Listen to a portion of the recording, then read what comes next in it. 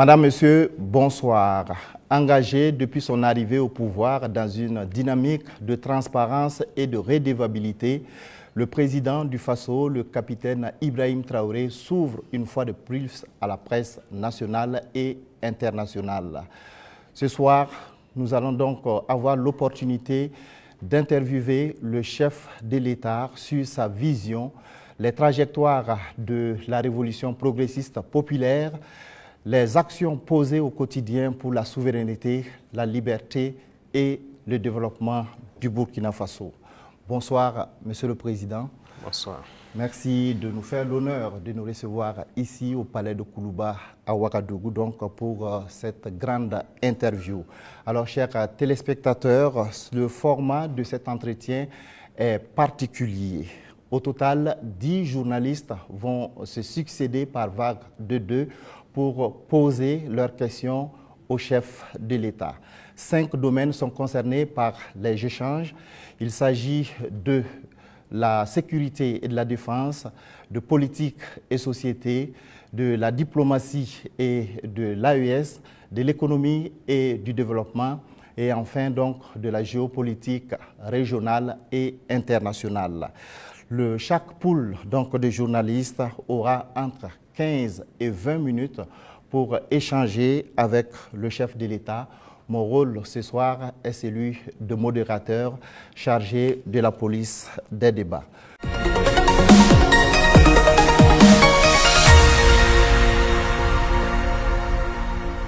Monsieur le Président, avec votre permission, nous recevons donc le premier groupe de journalistes. Il s'agit de Hervé Dapa de la télévision BF1 et Asmao Dao de la télévision C360.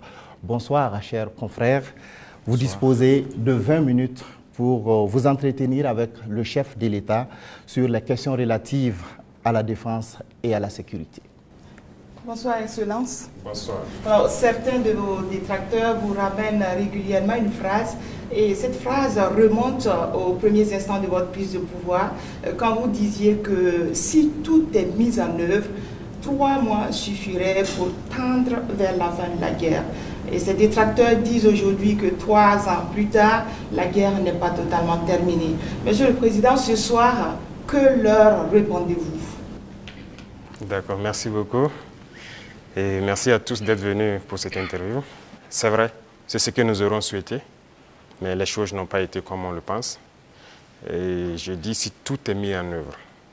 Alors, il y a plusieurs perspectives à mettre en œuvre pour pouvoir atteindre cet objectif dans ce laps de temps.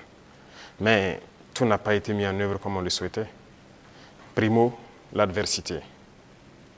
Alors, dès que nous sommes arrivés au pouvoir, nous aurions espéré qu'on nous laisse travailler très rapidement et pouvoir avancer. Malheureusement, certaines personnes nous ont approchés et ont voulu que nous allions dans leur sens parce que leur objectif n'était pas que la guerre finisse de sitôt. Je veux parler de certaines forces étrangères qui étaient présentes sur notre sol. On a eu des débats houleux avec des diplomates venus d'ailleurs sur la question, mais personne ne voulait qu'on aille dans le sens de finir cette guerre. Nous l'avons compris à travers les messages. S'il arrivait que des gens viennent jusqu'à nous dire qu'il faut qu'on accepte qu'ils soutiennent les terroristes et nous soutenir également, ça veut dire ce que ça veut dire, c'est une guerre entretenue. Donc nous avons très vite compris, on s'est débarrassé de toutes les forces qui étaient présentes ici, que ce soit les forces françaises, les forces américaines, et nous avons compris que la lutte sera âpre. La deuxième chose aussi était nous croyions que nous avions quand même un minimum d'armes et de munitions en stock. Aujourd'hui, je peux vous dire ce que j'ai trouvé par exemple en stock. Il y avait en tout et pour tout au Burkina Faso moins de 100 000 cartouches de Kalachnikov. Et les armes, nous avions à peine une centaine. Comment est-ce qu'on pouvait faire la guerre? Il fallait se rééquiper, redoter l'armée en effectifs, en armement et tout. Ce qui a fait que l'objectif de 3 mois, si ces conditions préalables étaient réunies, c'était bien possible. Mais il n'y avait rien. On n'était pas préparé à la guerre, tant sur le plan équipement que sur le plan effectif. Justement, Monsieur le Président, vous venez de le dire, hein, quand vous prenez le pouvoir, si on veut caricaturer, il y avait plus d'hommes que de munitions dans l'armée burkinabé. Et aujourd'hui, où en est-on avec le programme d'armement de cette armée-là Et puis, quels sont les signes qu'elle est en train progressivement de monter en puissance? Très bien, je l'ai dit, je ne peux pas dépeindre toute la situation qu'il y avait, c'était catastrophique. Et comme je l'ai dit, vous pourrez enquêter. Il y a peut-être même dans cette salle des militaires qui étaient sur le front, sans armes. Ça existait dans notre armée. Donc ce sont des situations, on croyait que c'était juste, je ne dirais pas de la mauvaise foi, mais une situation incompréhensible. Pour nous, il y avait les armes et on refusait de doter. Mais quand on a été face à la réalité, très vite, on s'est résolu à chercher d'abord à armer l'effectif qui était là. Et là, ça a été la croix et la bannière. Parce que beaucoup de puissances ont refusé de nous vendre les armes. Et donc, on s'est tourné vers ceux qui avaient envie de nous vendre les armes. Très vite, on s'est équipé. On a recruté les VDP, on a pu payer tout ce qu'on voulait. Le processus, nous avons fait un plan d'équipement pour une montée en puissance. Et comme vous le constatez depuis maintenant 2 ans, les équipements commencent à rentrer. C'est toujours pas fini. Et ça continue de venir. Peut-être que dans quelques jours, vous verrez encore de nouveaux équipements qui seront présentés, qui sont principalement des équipements d'appui. Parce que d'abord, l'infanterie, il fallait l'équiper pour que chaque homme puisse avoir une arme en dotation. Ça, c'était un gros défi. Nous y sommes. On continue de recruter, comme vous le constatez. Chaque année, c'est entre 10 000 et 15 000 hommes qu'on recrute. Ça, c'est un effort considérable. Parce que, quoi qu'on dise, l'adversité est là. Et le volume de terroristes augmente. Parce que les impérialistes recrutent beaucoup de mercenaires qui viennent au Burkina Faso pour combattre. Donc, il faut qu'on s'adapte à la situation. Et maintenant, nous avons notre 3e phase, qui n'est plus d'acheter, mais de fabriquer nous-mêmes. Et nous sommes aussi là-dedans. Donc, c'est ça la montée en puissance. Il faut bien s'équiper, mais aussi créer une industrie de défense. Ça, c'est très important. Dans quelques mois, bien quelques années, on aura ici, nos militaires vont utiliser des armes made in Burkina. Bien sûr. Nous avons la capacité intellectuelle. Il y a de la ressource. Il suffisait juste de chercher. Et voilà. Nous sommes là-dessus. Vous serez surpris sûrement. Alors, Monsieur le Président, cette guerre, est-ce que nous pouvons la gagner? Est-ce que nous allons la gagner? Nous ne pouvons que la gagner. Qu'est-ce qu'on ferait? Soyez sûrs, nous n'irons nulle part et nous allons gagner cette guerre. Je vous ai dit que la menace mue beaucoup, mais nous nous adaptons. Et la force de l'armée burkinabé, c'est que c'est l'une des armées les plus résilientes au monde. La pression que le Burkina Faso a, et je ne pense pas que sur cette terre actuellement, il y a un pays qui a cette pression. Mais nous tenons, nos hommes se battent et nous nous adaptons constamment à la menace. Et nous comprenons d'où vient la menace, comment ça se manifeste, c'est ça le plus important. Et actuellement, je peux vous rassurer que bientôt, nous parlerons d'un albinos noir qui va apparaître. Et vous verrez. Ne me demandez pas de quoi il s'agit, je pense que vous comprendrez plus tard. La guerre va finir et très vite. Monsieur le Président, justement, pour gagner cette guerre, vous venez de le dire, il faut des armes et il faut aussi des hommes.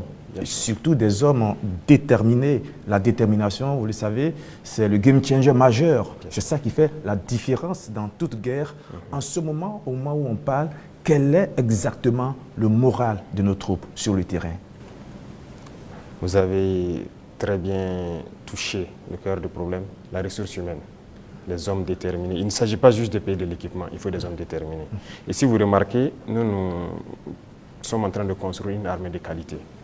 Et il n'est pas rare que souvent, lorsque nous jugeons qu'un chef d'élément ou bien une unité a failli à sa mission, qu'on les radie et qu'on les poursuive.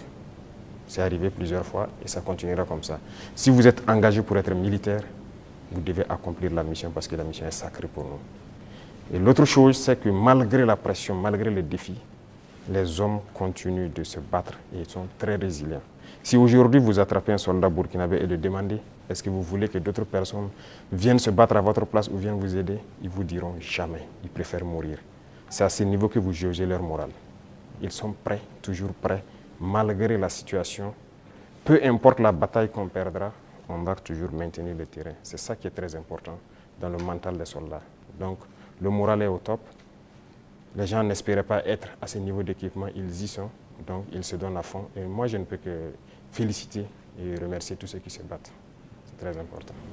Alors, Monsieur le Président, dans votre argumentaire, vous parlez d'une guerre qui prend différentes formes, qui mue. On se demande, on se pose toujours cette question 10 ans après, qui attaque le Burkina Faso? Ce n'est pas du terrorisme seulement. c'est une guerre pour s'accaparer de nos richesses et nous empêcher de nous développer. Je l'ai une fois développé lors d'un discours, je pense.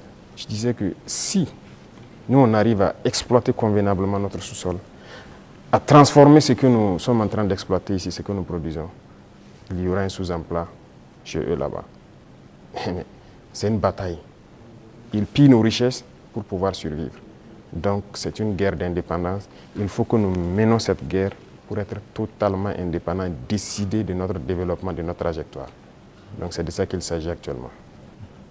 Monsieur le Président, vous venez de le dire, on parle de sécurité et de défense du Burkina Faso. Venons-en à votre sécurité personnelle. Vous venez de l'évoquer il y a un instant, la pression est énorme, elle est grande, le danger vient de partout. Monsieur le Président, rien qu'en 2025, il y a eu plusieurs tentatives de coup d'État qui ont été déjouées. Monsieur le Président, est-ce qu'il vous arrive parfois d'avoir peur? Merci, je pense que c'est la seule force que j'ai. Je n'ai pas peur. Parce que j'ai confiance en vous tous. Ça, c'est la première chose. Il faut avoir confiance au peuple, parce que c'est le peuple qui nous a confié cette mission. Et j'ai confiance au peuple, qu'ils comprendront. Et voilà pourquoi on n'hésite pas aussi à être devant le peuple, pour leur expliquer la situation et leur dire ce qu'il y a. Et ça permet de garder une très bonne relation. Ça, c'est la première des choses. La deuxième chose, comme je l'ai dit, il y a une mentalité qu'il fallait développer au sein même de nos forces. Ça, c'est très important. Actuellement, cette mentalité-là, les gens comprennent pourquoi ils se battent. Vous prenez, il y a quelques années de cela, plusieurs officiers sur le terrain ne savent pas pourquoi ils se battent. Mais si nous savons pourquoi nous nous battons, qui nous avons en face et pourquoi il y a cette pression, les gens comprennent mieux. Et voilà pourquoi nous avons même créé tout de suite l'Institut, l'école supérieure militaire, pour que nous puissions former nous-mêmes nos militaires et les mettre ce que nous voulons dans la tête. Retenez une chose, si vous laissez vos forces être formées par d'autres puissances, ils les mettent dans leur tête ce qu'ils veulent. Ils les endoctrinent comme ils le veulent et c'est plus facile de les manipuler. Mais ici au Burkina actuellement, c'est ce qui fait mal d'ailleurs à beaucoup de puissances impérialistes, ils n'arrivent pas à pénétrer notre armée. Tous ces bataillons qui ont été créés, tous ces hommes qui sont là, personne n'est venu d'ailleurs les former. Nous sommes bâtis sur notre expérience terrain et nous les avons formés. J'ai personnellement participé à des entraînements de certaines forces au tout début. Donc ça, c'est déjà une deuxième force. Et l'autre force est que si vous avez une mission, un objectif pour votre pays, vous ne devez pas avoir peur. Si vous avez peur, vous hésitez. Si vous hésitez, vous compromettez. Et une fois que la compromission est là, vous êtes foutu. Vous avez tout à l'heure énuméré un certain nombre d'éléments qui font que vous êtes rassuré. J'insiste parce qu'il y a l'histoire aussi. C'est l'histoire qui nous conduit. Ces forces impérialistes, elles sont réelles. En 1961, elles ont eu la peau de Patrice Lumumba en RDC. En 1972, elles ont eu la peau de Kwame Nkrumah d'une autre manière. Et puis en 1987, elles ont eu la peau de Thomas Sankara, toujours avec des ennemis internes et parfois avec la complicité de certains voisins. Vous savez ce qu'on dit, Monsieur le Président, le premier devoir d'un révolutionnaire, c'est de rester en vie pour continuer le combat. Monsieur le Président, est-ce que vous pouvez rassurer toutes ces personnes, tous ces hommes, ces femmes d'ici et d'ailleurs qui commencent à espérer que vous allez rester en vie? Ils manipulent toujours de l'intérieur, nous sommes très bien conscients. Et aussi un devoir pour nous, c'est de participer à notre propre sécurité. Ce n'est pas aujourd'hui de dire que je suis chef d'État et voilà, je confie la sécurité juste à des gens. Non, tout le monde participe, moi-même je participe. C'est pourquoi j'ai dit, ce n'est pas juste une affaire de ceux qui sont à côté de moi, c'est une affaire de tout le peuple. Et la sécurité, ce n'est pas une affaire d'hommes de tenue et tout ce que vous pouvez imaginer. C'est tout un ensemble. C'est aussi des comportements, des manières de vivre. Il faut éviter beaucoup de choses que peut-être des erreurs ont été commises dans le passé. Nous avons lu beaucoup sur tous ceux dont l'impérialisme a eu la peau et nous avons appris beaucoup de leçons. Voilà pourquoi on dit on ne laissera pas les choses se répéter. On anticipera, quitte à ce que les gens interprètent comme ils veulent, on va anticiper. Mais parce que nous avons compris le message, l'espoir qu'il y a, on fera tout pour anticiper toujours les actions de l'impérialisme. Monsieur le Président, du regard de la journaliste que je suis, je me dis qu'il y a un encerclement des pays de l'AES. Quand je regarde un peu en Côte d'Ivoire, il y a un camp militaire à Odiéné, près du Mali et du Burkina. Le Sénégal installe des unités à la frontière avec le Mali, sans oublier également le Bénin qui fait frontière avec le Burkina Faso et le Niger. Est-ce que, Monsieur le Président, vous partagez ce point de vue? Est-ce que vous voyez les choses de cette manière?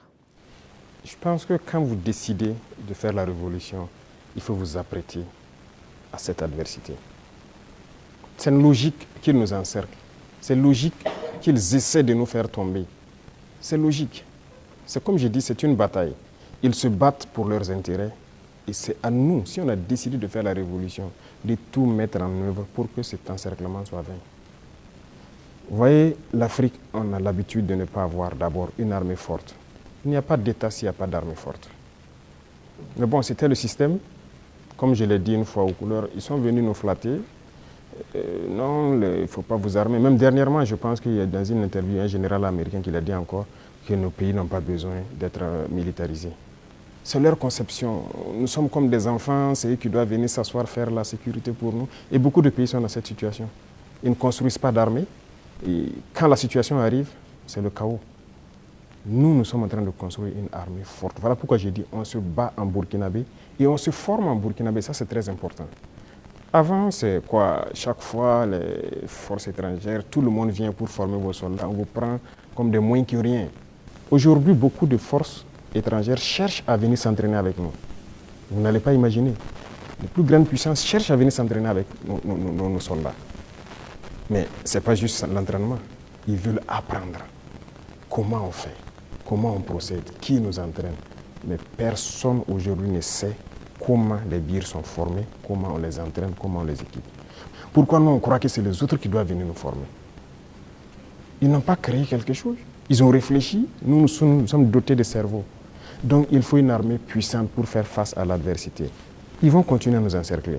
Parce qu'il y aura toujours en Afrique des États comme ça, des chefs d'État comme ça qui vont autoriser. Parce qu'ils ont les mains liées, ils trahissent toujours, ils vont accepter toujours que les impérialistes viennent chez eux pour attaquer leurs propres frères. Ça, si vous acceptez la révolution, vous devez partir avec ce concept. Ça va exister. Donc on n'y peut rien, on fait avec, mais c'est à nous de nous préparer pour que l'encerclement soit nul, qu'ils ne puissent jamais atteindre leur objectif. C'est tout. Donc on fait avec. Tout récemment, la CEDEAO a tenu un forum des chefs d'état-major général des armées d'Afrique. Le Mali et le Burkina Faso n'y étaient pas, mais le Niger, si. On sent un manque de solidarité, vous qui êtes au sommet de l'État. Qu'est-ce que vous pouvez nous dire? Bon, pas un manque de solidarité. Retenez que c'est une confédération, ce n'est pas une fédération. Sur certains aspects, on fait beaucoup de choses, en tout cas en tandem, mais dans la charte, il est dit que des pays peuvent décider des relations et de ce qu'ils peuvent faire. On ne peut pas dire à tel pays de ne pas collaborer avec tel pays, non. On n'est pas à cette étape d'abord. On est en train de consolider la confédération sur les aspects, un bon nombre d'aspects de développement, de défense et de diplomatie. Et après, on va passer à la fédération. Ce sont des étapes. Donc, le Niger peut participer à des rencontres. La confédération, on ne se ferme pas. On fait des ouvertures, on côtoie tout le monde. Nous sommes très panafricanistes. On est vraiment ouverts à l'intégration, à tout ce qu'il y a, mais avec des principes. D'accord. Comme il s'agit de défense et de sécurité, on vous laisse une dernière question. Merci Sagnon, mais la question que je vais poser, pardonnez-moi, ne fait pas partie de la défense ni de la sécurité, mais de vos relations avec nous, les médias. Monsieur le Président, est-ce que vous avez un problème particulier avec les médias, donc avec nous, les journalistes? Je dis cela parce qu'on a l'impression qu'il y a eu un malentendu. Je parle des médias nationaux, pas des médias internationaux, dont certains sont tombés dans la poubelle depuis un certain moment. C'est un fait. Et pas des médias nationaux. On a l'impression qu'il y a eu un malentendu au début et il y a quelque chose, un brouillard comme ça qui est là. Comment vous analysez la situation, Monsieur le Président? Vous savez que je ne suis pas hypocrite. Il y a eu un malentendu. Il y a eu un brouillard au début. Mais aujourd'hui, je dois dire que je félicite beaucoup de médias pour leur travail professionnel. Il faut éviter de suivre le travail de l'impérialisme. Certes, beaucoup parmi vous ont été formés par eux. C'est ça, vous avez été à l'école du blanc, comme on aime le dire. C'est eux qui vous ont formé au journalisme. Donc moi, je ne vous en veux pas souvent quand les gens essaient de se comporter comme eux. Mais je parle pour que les gens prennent conscience qu'il s'agit de notre patrie. Regardez ce matin, par exemple, lisez les titres des journaux en France. Ils vous diront peut-être qu'il y a une mobilisation pour mettre la pression sur le Premier ministre. Il y a ici. Ils ne vous diront pas qu'il y a eu une marche contre le pouvoir ou quelque chose. Mais si c'était au Burkina, vous direz qu'il y a une marche contre le pouvoir. Vous comprenez? Les Français nous appelaient, ils continuent de nous appeler putschistes, juntes et quoi. C'est du français. Mais les journalistes nous appelaient aussi putschistes, juntes ici. Pourquoi suivre les yeux fermés? C'est de l'esclavage toujours. Moi, je veux qu'on quitte cela. Chaque État doit se battre pour ses intérêts. Les journalistes se battent pour leurs intérêts. Pourquoi nous, on ne doit pas se battre pour nos intérêts en Afrique? Donc c'est ça, ce n'est pas uniquement les journalistes. Mais j'en veux à certains intellectuels qui sont sur des plateaux de télé en Afrique aussi. Quand ils prennent la parole, vous posez des questions, mais est-ce qu'il est africain? Ou bien génétiquement, il n'est pas là, quoi. Il n'est pas avec nous. C'est une réalité. Un retard. Oui, il faut se décoloniser les mentalités, les manières de faire. Chacun doit se battre pour sa patrie. Vous pouvez avoir une information qui est peut-être vraie et juste, mais vous décidez de ne pas sortir l'information. Parce que ça peut porter préjudice à la défense nationale, à la sécurité, à la cohésion, et ainsi de suite. Ça, c'est une décision souveraine, parce que vous voulez préserver votre pays. Mais on ne dit pas seulement dès qu'il y a une information, il faut la sortir. Non, ce n'est pas comme ça. Et très souvent, les journalistes, comme on aime le dire, le train qui vient à l'heure, ça ne les intéresse pas. C'est le train qui est en retard. Vous le savez, Monsieur le Président, donc vous nous comprenez de temps en temps. Ah oui, mais il faut éviter ça. Moi, je veux maintenant que vous vous intéressez au train qui vient à l'heure. D'accord. Je voudrais vous laisser avec une phrase qui est la devise d'un grand club européen. C'est celle-là: notre maillot peut être tacheté de sang, de boue et de sueur, mais jamais de honte. C'est tout ce que je vous souhaite, Monsieur le Président. Merci beaucoup. Merci grandement. Nous abordons donc le volet politique et société de cet entretien et nous recevons pour cela Mathieu Somda de Radio Burkina et Colette Kombari de la télévision Impact TV.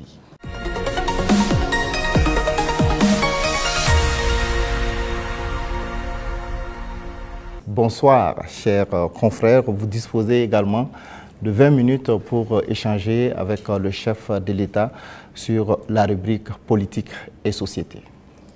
Excellence, Monsieur le Président, 30 septembre 2022, 30 septembre 2025, bientôt 3 ans de gestion du pouvoir d'État. Quel bilan d'étape faites-vous en termes de mise en œuvre de votre vision et de votre orientation politique à travers la révolution progressiste et populaire? Il faut dire que nous avons pris le pays sur le volet sécuritaire avec une situation, mais aussi sur le volet économique, politique avec une autre situation. Retenez qu'il y avait beaucoup de réformes à faire. Tellement de réformes qu'on ne pouvait pas les énumérer en un coup. Et donc, nous avions une idéologie que nous avons commencé à mettre en œuvre, la révolution, jusqu'en avril dernier où on l'a proclamée officiellement. Et qui dit révolution, il s'agit de révolutionner tous les domaines de notre vie. Parce qu'on ne peut pas continuer à faire la même chose qui se passait et espérer avoir un autre résultat. Si nous étions dans la continuité, je pense que c'est mieux qu'on laissait les politiciens continuer leurs choses, mais nous avons voulu rompre. Et la rupture nécessite beaucoup d'engagement. Dieu merci, le peuple a compris, les gens ont compris qu'il fallait rompre. Que ce soit en termes de comportement, de pratique, que ce soit en termes de gouvernance, que ce soit en termes d'économie, de commerce et tout ce qui va avec. Et tous les jours, je peux vous dire qu'on continue de découvrir. Parce que le système qui était en place, et moi j'aime caricaturer pour dire que c'est comme un gros nœud que nous avons trouvé. Quand vous défaites un autre apparaît. Quand vous défaites un autre apparaît. Donc il y avait beaucoup de maux dans notre société que nous sommes actuellement en train de résoudre. Et Dieu merci, je peux dire que plusieurs choses ont été lancées. Et le bilan, pour moi en tout cas, c'est satisfaisant, même si je pense qu'on peut faire encore plus d'efforts. Voilà. Et si vous souhaitez, domaine par domaine, vous pourrez me poser des questions, parce qu'il y a beaucoup de choses qui ont été entamées. Excellence, la révolution populaire progressiste, il y a eu des explications certes, mais les Burkinabés veulent davantage comprendre quel est le contenu de cette révolution. Le contenu exact, comme je l'ai dit une fois, je ne le dirai pas. Si vous permettez à tout le monde de connaître les détails de ce que vous voulez faire, on peut anticiper sur votre action. Mais nous avons dépeint voilà, les gros points pour que les gens puissent comprendre où nous allons. Alors, si vous remarquez, dans le modèle même de gouvernance, la lutte contre la corruption et la bonne gouvernance, il y a d'abord l'exemple que les gouvernants doivent donner. Et comme je dis, vous ne pouvez pas être là, une catégorie de Burkinabés, parce qu'on vous a confié des postes. Vous, c'est le choix entre les bons whisky et les bons champagnes, pendant que des femmes meurent en allant chercher l'eau à la rivière, elles se noient ou quelque chose, ce n'est pas possible. Donc il y a cette idéologie-là qu'il faut avoir pour pouvoir avoir une société de justice. Tout le monde doit pouvoir avoir accès, par exemple, à l'eau potable. Vous ne pouvez pas, vous, manger comme vous voulez, faire le choix des repas et jeter ce que vous voulez à la poubelle, pendant que d'autres ne peuvent pas avoir un seul repas. C'est ce qui nous a amené à lancer des initiatives dans l'agriculture, par exemple, parce que notre population est en majorité agricole. Mais pendant longtemps, on se rend compte qu'ils sont délaissés. Ce n'est pas nos terres qui sont pauvres, ce n'est pas qu'ils n'ont pas la capacité de travailler. Mais il fallait leur donner aussi ce souffle-là, ce qui nous a amené à créer des initiatives. Aujourd'hui, je pense que le plus important pour moi, lorsque vous rentrez dans les campagnes et que vous posez des questions aux cultivateurs, ils peuvent vous dire que franchement, voilà, ils se sentent bien maintenant. Ils cultivent, il a de quoi se nourrir, et le surplus, il le revend généralement à la Sonagest qui paye, qui fait un stock de sécurité. Et lorsque dans certaines zones ou dans certaines périodes, il y a des soucis, ils le ressortent, ils le vendent à prix bien subventionné, accessible de tous. Donc ça, c'est très important. L'idéologie de révolutionner beaucoup de domaines, quand on prend le domaine même des finances publiques, alors on est en train de digitaliser beaucoup de paramètres, avec beaucoup de difficultés, parce que les gens n'aiment pas ça. Bientôt, par exemple, on va lancer la facture électronique. Déjà, quand on a émis l'idée, mais beaucoup de grands opérateurs sont opposés à cela. Pourquoi ils ne veulent pas la transparence? Parce qu'on a habitué les gens à la tricherie, à voler. C'est comme une norme. C'est ce qui était installé, donc il faut changer tout ça. Sur le plan des infrastructures et beaucoup de choses, le domaine des marchés publics et tout ce qui va, c'était d'ailleurs le domaine le plus corrompu. Voilà, vous êtes un entrepreneur, vous venez nous voir, on vous donne le marché, vous surfacturez, et après on se donne quelque chose à l'arrière. C'est ça la règle d'or. Et donc quand quelqu'un même vient avec cette idée, vous êtes exclu d'office. On ne vous permet pas. Et si on laissait continuer dans cela, je ne pense pas qu'on puisse s'en sortir. On ne pourrait pas payer des armes, parce que, comme je l'ai dit, si vous ne faites pas des économies d'échelle, vous ne pouvez pas vous équiper. Vous ne trouverez pas une seule banque dans le monde où vous partirez prendre un prêt pour payer des armes. Ça n'existe pas. C'est avec vos fonds propres que vous pouvez vous équiper. En tout cas, nous, on n'a pas eu cette occasion. Et si quelqu'un en connaît, peut-être qu'on est preneur.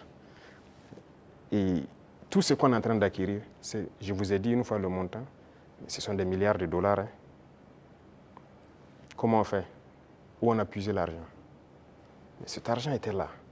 Il fallait assainir le domaine des finances, le commerce et tout ce qui va avec. Et le fonctionnement de nos sociétés d'État, vous avez pu remarquer cette année les résultats de 2024 qui sont au-delà. 2025 est encore meilleur que 2024. Je prends le domaine des hydrocarbures où dès 2023, nous avons fait d'énormes progrès. Avant, c'était des subventions de l'État. Ça veut dire qu'on collectait encore des impôts pour subventionner la société, pour payer le surplus, le manque à gagner et tout ça. Mais maintenant, la société n'est plus dans cette situation. On a épongé toutes les dettes de la société et elle commence à faire des marches. Mais c'est parce qu'il y avait la corruption dans le milieu. Donc il y a tellement de situations, je ne peux pas tout citer. Et donc il faut révolutionner ce domaine aussi par la digitalisation et tout ce qui va avec. L'administration, en gros, tout est en train d'être digitalisé pour que les gens n'aient plus accès à l'argent liquide qui circule et que les choses soient transparentes. Vous qui demandez le service, vous savez à quoi ça correspond et vous savez où votre argent part. Les infrastructures, vous êtes témoins aussi, qui sont vraiment un problème crucial. On est en train de révolutionner tout. Donc c'est l'esprit comme ça, de changer de paradigme, faire ce qu'on n'avait pas l'habitude de faire. Donc comprenez ça par cette phrase.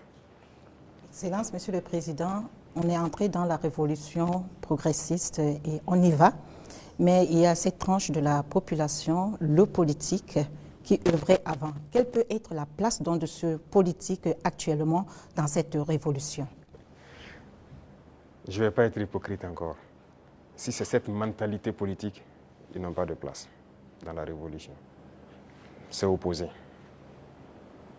Regardez comment le Burkinabé était. Puisque pendant 27 ans, plus de 27 ans de règne de Blaise et même le pouvoir du MPP, ça continue dans la même politique. Et cette politique, notre génération est née dedans. Donc on est né et les gens ont grandi avec une mentalité. Si tu ne connais pas quelqu'un, tu ne peux pas avoir accès à certains services. Ce qu'on appelle les deals. Tout le monde a évolué avec cet esprit de deal, de corruption, de tout. C'est dangereux, mais c'est la politique qui a mené ça. Parce qu'il y a des entrepreneurs politiques, vous avez entendu parler de ça. Les jeunes qui se lèvent parce qu'ils savent parler, ils savent flatter. Et c'était quoi la politique? C'est quoi la politique en Afrique? Il faut dire la vérité. Quelqu'un qui a l'art de mentir, de tromper, de flatter. Vous voyez, tous les vices. Si vous regroupez tous les vices, vous êtes un bon politicien. C'est la réalité. Nous, au village, quand on voit quelqu'un qui est un trompeur, il ne dit pas la vérité, on dit, lui, là, c'est un politicien. C'est comme ça qu'on disait. Donc, il faut que cette mentalité change. Beaucoup ont changé. Beaucoup ont compris, ont changé et marchent avec nous. Maintenant, ceux qui veulent rester dans leur radicalisme politique ancienne, là, ils n'ont pas de place. Ça, on ne va pas se mentir. Sinon, qui ne faisait pas la politique au Burkina? Mais c'est le même peuple. Mais c'est parce qu'on a parlé, ils ont compris, et par les actions, ils voient, ils ont compris que les gens commencent à changer de mentalité. Et nous voulons changer définitivement les mentalités pour que personne ne pense qu'il faut d'abord appartenir à tel parti pour bénéficier d'une route, il faut appartenir à tel parti pour avoir un fourrage. Non. Tout le monde au Burkina doit bénéficier des bienfaits de la nature du Burkina et du travail du gouvernement. Donc la politique, moi je disais que la manière de la faire, ça divise. Et ça donne des avantages particuliers à un groupe et l'autre groupe n'a pas d'avantage. Donc non, il faut qu'on arrête ça. Donc beaucoup ont changé, beaucoup. Il y en a qui sont dans des postes de responsabilité. On nous interpelle même que non, lui là, il a milité dans tel parti. Je dis aux gens, non, on n'est pas là pour diviser. On est là pour unir. Tant que la personne a compris et veut faire le travail comme on le veut, on le met. Comme il y en a aussi qu'on a responsabilisé à des postes, et 2 mois, 3 mois, vous avez vu qu'on les a cherchés. Parce que s'il vient et qu'il continue de vouloir faire la même chose qu'il faisait, on va te chercher et on va te punir. Donc c'est un changement de mentalité que nous voulons. Tous ceux qui changeront de mentalité sont les bienvenus dans le bateau. Mais si vous voulez continuer à fonctionner comme la politique ancienne, vous n'avez pas de place dans la révolution. Excellence, vous l'avez dit plusieurs fois, il faut de l'ordre et de la discipline pour le développement du FASO. Le recyclage des jeunes a déjà commencé. Comment enrôler les autres couches de la société? Voilà, très bien. Ce programme, c'est un vaste programme que nous n'avons pas voulu détailler. Mais j'en ai parlé une fois lors d'un de mes entretiens, qu'il y a un vaste programme en cours. Il faut commencer. En fait, les jeunes, c'est bien, mais ce n'est même pas eux notre cible, ce sont les plus petits. Les plus petits, c'est eux notre cible. Après la mort de Sankara, vous avez suivi, on a cherché tous les travailleurs des garderies. Certains même sont décédés, malheureusement. Mais les garderies se sont fermées. C'est le privé peut-être qui se débrouille, qui ouvre quelques maternelles et tout. Et bon, l'école est devenue autre chose. Vous savez, si vous voulez une société qui va être combative et compétitive demain, il faut miser sur les enfants. Aujourd'hui, moi j'ai séparé les 2 ministères pour que le ministère de l'enseignement de base prenne en compte ce volet. Vous voyez, on a lancé dans le concours normaux beaucoup de recrutement pour l'encadrement de la petite enfance. Mais on vient de lancer encore de manière exceptionnelle ceux qui ont déjà été formés, qu'on veut recruter pour que cette année, on commence un certain programme. C'est eux la cible. Et on va y arriver. Nous avons un programme pour qu'on puisse commencer une certaine éducation patriotique, civique au niveau des plus petits. Et une fois que c'est ancré là-bas, nous avons de bons citoyens demain. La jeunesse aussi, on le fait avec. Les bacheliers, on les a fait rentrer en immersion. Ils avaient peur au début, mais je pense qu'ils ont compris beaucoup de choses. Ils doivent être plus solidaires, humbles. Ils doivent comprendre le Burkina. Parce que quelqu'un qui est né, excusez-moi, à Ouaga 2000 ici, qui est dans... Voilà, il dort dans le lit qu'il veut, il se plaint même que le matelas n'est pas bien. Le matin, il a le choix du petit déjeuner, ce qu'il veut. À l'immersion, il dort par terre, sur la natte. Il comprendra qu'il y a d'autres Burkinabés qui dorment par terre. À l'immersion, il n'a pas le choix du petit déjeuner. S'il y en a, il y en a. S'il n'y en a pas, il mange ce que les autres mangent. Déjà, dans sa tête, il comprend qu'il y a deux faces du Burkina Faso. Et j'ai dit à l'immersion de les priver. Il y a des jours où ils auront 2 repas, des jours 1 repas et des jours sans repas. J'espère qu'ils l'ont fait. C'est pour qu'ils comprennent la vie. On est jeune, mais si on a atteint cet âge et qu'on n'a pas compris qu'il y a plusieurs types de Burkinabés, c'est dangereux. Il faut que les jeunes comprennent qu'il y en a qui n'arrivent même pas à s'offrir un repas. Et quand lui va dormir avec la faim, toute une journée il n'a pas mangé, vous croyez que si demain on le confie une responsabilité, il va toujours avoir en tête, ah, si moi je dilapide l'argent et qu'il y en a qui n'ont pas à manger, c'est la conscience qui va le gronder. Donc ce sont des épreuves qu'on les fait faire. C'était longtemps. Hein? Il y a très longtemps, selon ce qu'on m'a dit, mais personne ne veut. Mais nous avons décidé de mettre la main à la pâte, regarder, parce que la chefferie coutumière, pour moi, ils doivent être respectés, ils doivent être écoutés, ils doivent être ceux-là qui travaillent pour la cohésion sociale. Quand ils parlent, quand il y a un conflit, il y a une situation conflictuelle, ils doivent parler, pouvoir rassembler et que leur voix doit porter. Donc il y a un certain nombre de privilèges, si je peux dire, qu'on a mis autour, des symboles de la nation qu'on a mis autour pour que les gens les respectent. Qu'on le veuille ou pas, on les respecte et qu'eux-mêmes, ils imposent le respect. Parce que dernièrement, les politiciens les avaient détournés. Beaucoup, aujourd'hui, voilà, regrettaient avoir marché aux côtés des politiciens. Il y a des villages où les gens sont divisés, les gens ne respectent plus les chefs. Mais avec cette loi, en tout cas qu'on a amenée à la LT, nous avons essayé d'élaguer beaucoup de choses pour que leur respect dans la société puisse être réinstauré. Et ça, c'est très important. Excellence, la lutte contre le terrorisme affecte notre tissu social avec des soupçons d'exaction communautaire. Le vivre ensemble est menacé par endroits. Comment amener les Burkinabés à renouer avec les valeurs cardinales telles que la solidarité, le civisme et la cohésion sociale? Je pense que ces valeurs sont en train de revenir toutes seules. Au contraire, la guerre a forgé aussi à ce que les gens comprennent beaucoup de choses et les gens commencent plus à s'unir. Vous savez, les inégalités sociales créent plus de problèmes de cohésion sociale que le terrorisme. Il y avait trop d'inégalités sociales. Je disais à certains, je dis, écoutez, vous avez mangé à votre faim, vous allez vous asseoir comment avec elle qui n'a rien mangé pour parler de cohésion sociale? Ce n'est pas possible. C'est la même situation que je vous ai pris tout de suite. Il faut essayer au maximum de mettre les gens à un certain niveau, tant qu'il y a la richesse, que ce soit bien réparti. Ça, c'est le premier pas. Les cas d'exaction et tout ce qu'il y a, il faut faire attention. Il y a beaucoup de gens qui ont donné des allégations. C'est dernièrement, quand on a vu le cas à Solenzo, ils ont sorti des images, parlé. On n'a rien dit, on s'est calmé. Quand ils ont fini de chanter, on a montré les civils qu'ils disaient que les forces ont tués ont été transportés jusqu'à Ouagadougou ici, mis en sécurité. Ah, si on les a tués, pourquoi ils sont à Ouagadougou? Comment ils se retrouvent à Ouagadougou? Souvent, c'est fait à dessein. Ils inventent tout ce qu'ils veulent inventer avec leurs ONG, leurs médias et tout. Mais on laisse, quand ils finissent, on montre la vérité. Voilà. Les terroristes ont pris des civils comme boucliers humains, certes, mais les forces ont pu faire la distinction. Et après le combat, ils ont rassemblé les civils à Solenzo. On a dépêché les moyens nécessaires pour les transporter, venir. Et ils ont été présentés devant tout le monde. Ce sont des centaines de civils. Ils ont témoigné. Donc, il faut qu'on fasse attention aux récits de certaines personnes qui veulent juste développer des thèses.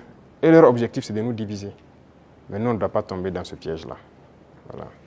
Excellence, on a constaté cette année une reprise du dialogue social entre le gouvernement et les syndicats après plusieurs années d'interruption. Quel message donc renvoie votre gouvernement avec ses partenaires sociaux quand on sait que la situation était tendue entre le gouvernement et les syndicats? Comme c'était tendu entre le gouvernement et les journalistes. Il faut que chacun comprenne qu'il faut se battre pour sa patrie. Nous avons fait comprendre aux gens. Vous savez, moi j'ai parlé avec les responsables syndicaux. Je les ai réunis ici, je les ai parlé à un moment donné de notre histoire. Mais j'ai été déçu après. Donc je les ai dit, soit vous êtes burkinabé ou vous n'êtes pas burkinabé. Donc le bras de fer s'est enclenché. Mais après on a décidé de les revoir parce qu'on suppose qu'ils ont compris le message. Et même ça, je ne vais pas mentir, quand ils sont venus, ils ont voulu encore comprendre et sortir certains comportements, les effets comprendre, ça ne marche pas. Le pays est en guerre, il faut tout faire pour le pays. Ce syndicalisme importé-là, ce n'est pas du syndicalisme ça. Il y en a même qui se vantent d'avoir participé à la chute de Sankara. Et c'est eux qui ont tout commencé, ainsi de suite. Vous croyez que c'est bien ça? Les Occidentaux vous manipulent et vous continuez à agir comme eux ils veulent. Ça, ce n'est pas du syndicalisme. Un syndicaliste se bat pour les intérêts des travailleurs. Mais la plupart du temps, ce que les responsables même veulent, c'est venir manger avec le pouvoir. Et les gens se taisent. Non. Écoutez, nous, on a beaucoup de dossiers sur beaucoup de personnes, pas seulement les syndicalistes. Hein. Dans la société, on a beaucoup de dossiers. Les gens qui nous ont approchés au début, qui ont voulu des avantages, qui ont voulu quoi, qu'on a refusé, qui s'y retournent, qui sortent, qui parlent. On a leur dossier. Donc, syndicalisme sain, il y a beaucoup d'actes que l'on a posés. On n'a pas attendu que les gens sortent dans la rue pour marcher, pour le poser. Quand j'ai parlé des travailleurs des garderies, là, ce n'est pas quelqu'un qui est venu nous dire qu'il y a des travailleurs qui avaient été cherchés, il faut les remettre dans leurs droits. On a vu un dossier et qu'on a trouvé qu'il faut les remettre dans leurs droits. On a dit au ministre des Finances, trouve l'argent nécessaire pour régler. Les gens de la mairie, des gens de la brigade verte, là, ceux qui travaillent, mais ils avaient combien de mois d'arriérés? C'est pour ces intérêts-là, ces gens-là qui n'ont pas de travail, pour que les gens ne se battaient pas pour ça avant. Mais on n'est pas venu vers nous pour nous dire. Moi, les femmes balaient devant chez moi, c'est un de mes hommes qui est sorti une fois, ils ont dit, ah, ça fait des mois, ainsi de suite, leur travail. Je me suis renseigné, on m'a dit, c'est vrai. J'ai dit de les payer. Il faut rattraper tout ce qu'elles ont raté. Il y en a qui avaient des dizaines de mois d'arriérés de salaire. On a sorti le dossier et on a décidé de rattraper tout ça. Donc, il faut qu'on fasse du syndicalisme sain. S'il y a un problème, qu'on nous approche et qu'on nous explique. Si on peut résoudre, on vous dira on peut le faire. Si on ne peut pas, on vous dit bon, pour l'instant on ne peut pas, mais on pourra le faire dans tant de temps. Mais il y a un problème, on rassemble les médias, on parle comme on veut. Ah, j'espère qu'ils trouveront la solution avec vous. Sinon, si après ça, vous ne venez plus vers nous. Moi, je veux qu'on travaille en africain. Quand il y a un problème dans la maison, on s'assoit, on parle. Et nous, on se doit d'être véridique. Ce qu'on peut faire, on doit dire clairement, on peut faire ça. Ce qu'on ne peut pas faire, on vous dira aussi on ne peut pas. Maintenant, si vous ne voulez pas, chacun fait ce qu'il peut faire. Mais il faut qu'on soit responsable. Il n'y a pas de problème qui ne puisse pas se résoudre. Et comme j'ai dit, toujours agir avec en tête l'intérêt de la patrie. Ça, c'est très important. Donc, on a repris le dialogue comme on reprend avec tout le monde. On n'a pas rompu le dialogue avec qui que ce soit. Tout le monde est la bienvenue. Merci, chers confrères. Le temps imparti donc à cette rubrique est arrivé à échéance et même largement dépassé. Nous disons merci donc pour cette série de questions consacrées au volet politique et société.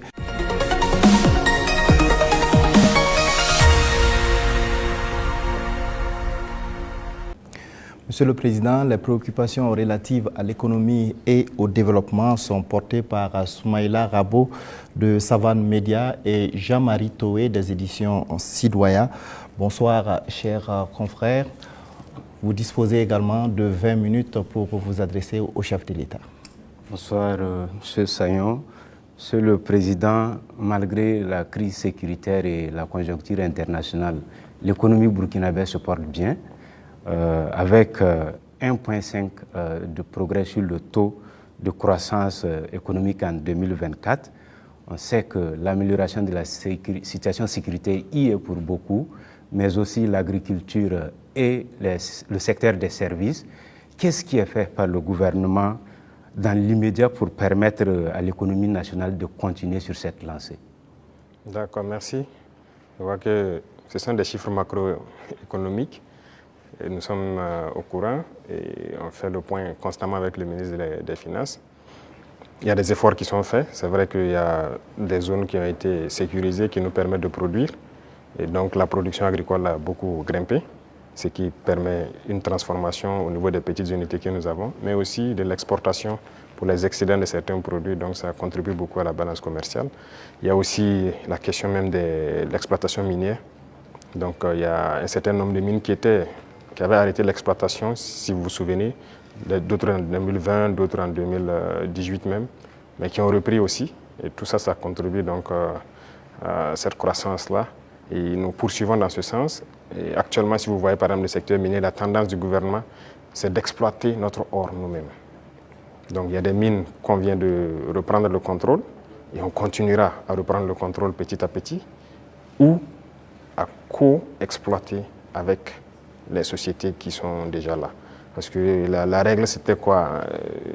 Quelqu'un vient, il prend le permis, il l'exploite, 10% au gouvernement et le reste, c'est pour lui. Et d'ailleurs, 10%, on n'a pas de contrôle.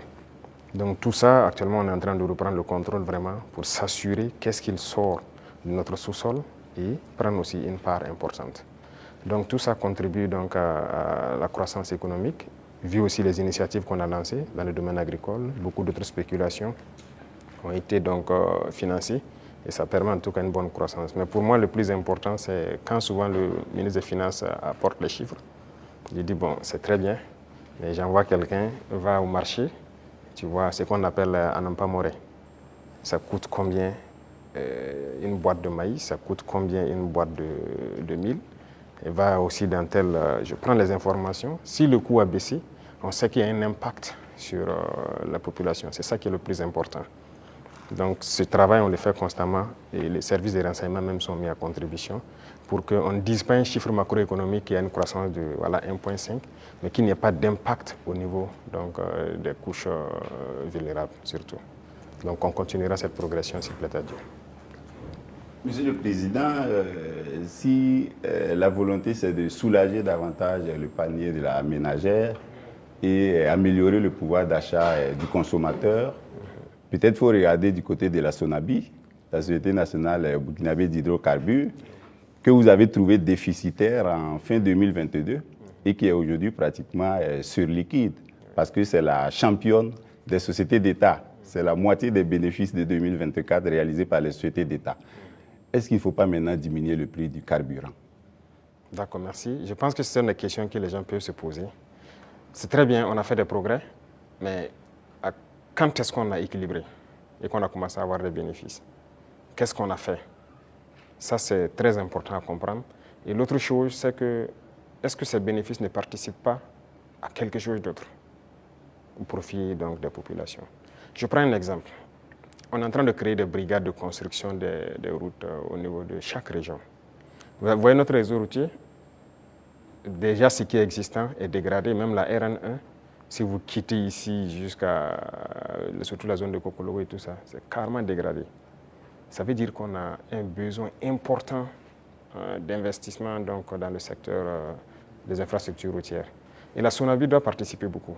Je viens de leur confier cette nouvelle mission parce que le carburant qui va ravitailler les différentes brigades, même le bitume et tout ça, la SONABI va devoir s'en charger. Si on baisse, le rythme va baisser. Mais vous voulez qu'on aille vite ou pas? Et il y a aussi une question de, je ne dirais pas de comparaison. Vous voyez, le carburant se retrouve moins cher au Burkina que certains pays côtiers. Nous, on part chercher le carburant là-bas, on fait le transport jusqu'au Burkina, mais c'est moins cher par rapport à ces pays. Vous pouvez expliquer ça?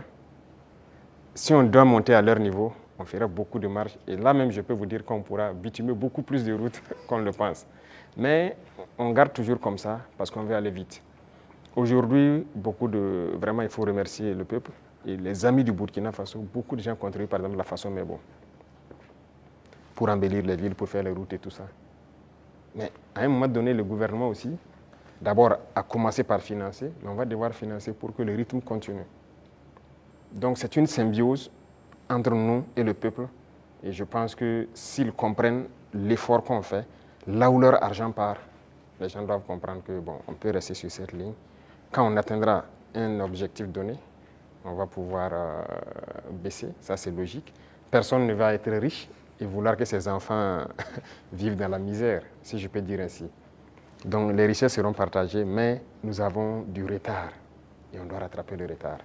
Tout de suite, par exemple, je vous disais qu'on ne peut pas continuer à payer l'équipement militaire, il faut qu'on produise.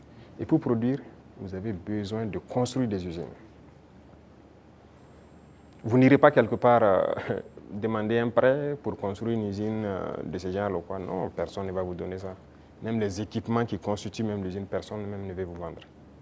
Donc ça, c'est à l'interne. Il y a beaucoup de choses qu'on fait, On ne vous donnera pas de prêt pour ça. Et regardez tous ces équipements de façon merveilleuse, quoi. C'est combien de milliards? Ce n'est pas le prêt de quelqu'un, c'est l'argent du contribuable. Donc ce sont des choses, nous-mêmes on a souhaité, pour aller vite. Vous croyez que si j'avais un prêt de 200 milliards en 2023, moi j'équipais tout le Burkina Faso en 2023? Mais personne ne veut vous donner des prêts sur ce volet-là. Donc finalement, c'est l'argent du peuple qui équipe le peuple. Donc il y a beaucoup de domaines, on le fait nous-mêmes. Et donc ça a besoin d'un minimum de sacrifices. Quand on va atteindre le niveau, ne soyez pas surpris. Dès qu'on se sentira que voilà, on peut le faire, on va le faire.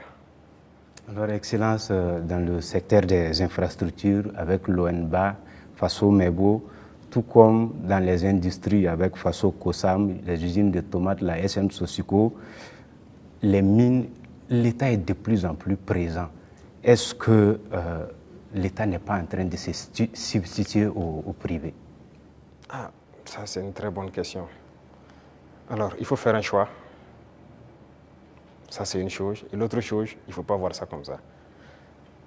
Le privé a toujours des domaines d'activité. Mais il faut avoir cette capacité de s'adapter. Il y a des choses qui doivent revenir à l'État. Mais c'était donné au privé. Pourquoi? Bon, nous, on n'a pas d'élection à financer, on n'a pas de compte à ouvrir ailleurs pour sécuriser quoi que ce soit. Ça ne nous intéresse pas tout ça. Donc, ça fait que nos rapports avec le privé sont de plus en plus sains. Chacun fait ce qu'il doit faire, paye ses impôts qu'il doit payer. Et nous les disons chaque fois de s'adapter. Quand on prend le secteur minier, moi j'ai rassemblé les opérateurs, je les ai dit, investissez dans les mines. Beaucoup n'ont pas compris. Il y a un en tout cas qui a commencé à investir. Et je pense que dernièrement, je l'ai reçu, on a dit que moi je l'ai ouvert les yeux, qu'il ne savait pas qu'il y avait l'argent là-bas. Pour lui, c'est l'import-export. Il dit l'import-export, vous ne faites que sortir nos devises. Et le peuple ne travaille pas. Ça, c'est un exemple. Donc, il est en train de se muter un peu. Moi, le ministre de l'Agriculture, vous vous souvenez, il a fait des sessions à Bobo, il a rassemblé les opérateurs économiques quand on voulait lancer les bagré pôles et tout ça, la relance de l'activité, l'offensive. Mais je peux vous dire aujourd'hui, personne n'a investi. J'ai dit d'accord, j'ai fait faire le point de bilan de l'offensive, puisque nous sommes en 2025, au ministre, et la part que le privé devait prendre pour investir dans nos pôles de croissance, je lui ai demandé quels sont les privés qui ont pu investir dans la terre et tout ça. Il dit personne. C'est ceux qui étaient déjà dedans, les producteurs de semences, ces trucs, qu'on a d'ailleurs encouragé, les coopératives, c'est eux qui ont continué. Mais les grands opérateurs, je lui ai dit, oui, il ne faut personne. Il dit d'accord, très bien. Ne soyez pas surpris que demain je dise personne ne prendra de l'argent pour amener à l'extérieur pour payer du riz venir. Vous investissez pour cultiver le riz. Il faut savoir se muter. Il faut savoir s'adapter à l'idéologie de ceux qui dirigent. Donc le secteur privé aura toujours quelque chose à faire. Mais il faut s'adapter au contexte. Parce que si on laisse tout aux mains du privé, il n'y aura pas de pays. C'est ce qui était déjà là. Quand on prend le CCVA, lequel d'entre vous n'a pas de véhicule qu'on contrôle? Vous osez prendre votre véhicule rouler sans visite contrôle technique? La police va vous arrêter. La police, c'est qui? C'est le peuple qui paye, c'est ceux qui sont mandatés pour faire cette police par le peuple. Si la police doit contrôler des véhicules pour vous obliger à prendre la visite technique, et cette structure appartient à une privée, a été privatisée. De l'argent, je dirais gratuit, privatisé. Vous trouvez ça normal? La Sosiko, c'était privatisé. Beaucoup de sociétés sont privatisées. Mais ça peut faire rentrer de l'argent pour l'État et que l'État doit travailler pour tout le monde. Si vous privatisez tout, on fait quoi? L'État gagne l'argent où? On ne veut pas construire notre pays? On veut rester comme ça, dans ce qu'on connaît là? Nous, on veut construire. On veut produire, on veut que tout le monde vive bien et en paix. On veut voir nos enfants dans d'autres types d'écoles. On veut que notre pays se développe. Et pour ça, l'État doit être responsable et prendre ses responsabilités dans certains domaines. Même le secteur des mines, on est en train de racheter. Il y a les deux premières mines qu'on a décidé de racheter, ce n'est pas qu'on a retiré, on a racheté. Et vous avez suivi, c'est près de 100 milliards. Mais c'est l'État qui a payé pour racheter ces mines. Et c'est nous exploitons maintenant. Et on fera comme ça. Même les parts que j'ai dit qu'on va prendre, on va racheter des parts. Il faut que l'État soit fort. Si l'État n'est pas fort, vous n'avez pas de pays. Ça, il ne faut pas se leurrer. Le capitalisme ne peut qu'être sauvage. Si vous laissez le capitalisme se développer à un certain niveau, finalement, vous allez vous perdre. Vous, si vous faites une industrie tout de suite pour fabriquer je ne sais pas quoi, vous voulez faire du profit. Au début, vous pouvez mettre une usine qui emploie peut-être 500 personnes. Et au fur et à mesure, vous robotisez. Finalement, votre usine, vous n'avez que 10 personnes. Devant un ordinateur qui travaille. Les 490 sont au chômage. Nous, on est contre ce système. On régule aussi. Certes, digitalisé, mais une certaine robotisation, on est contre.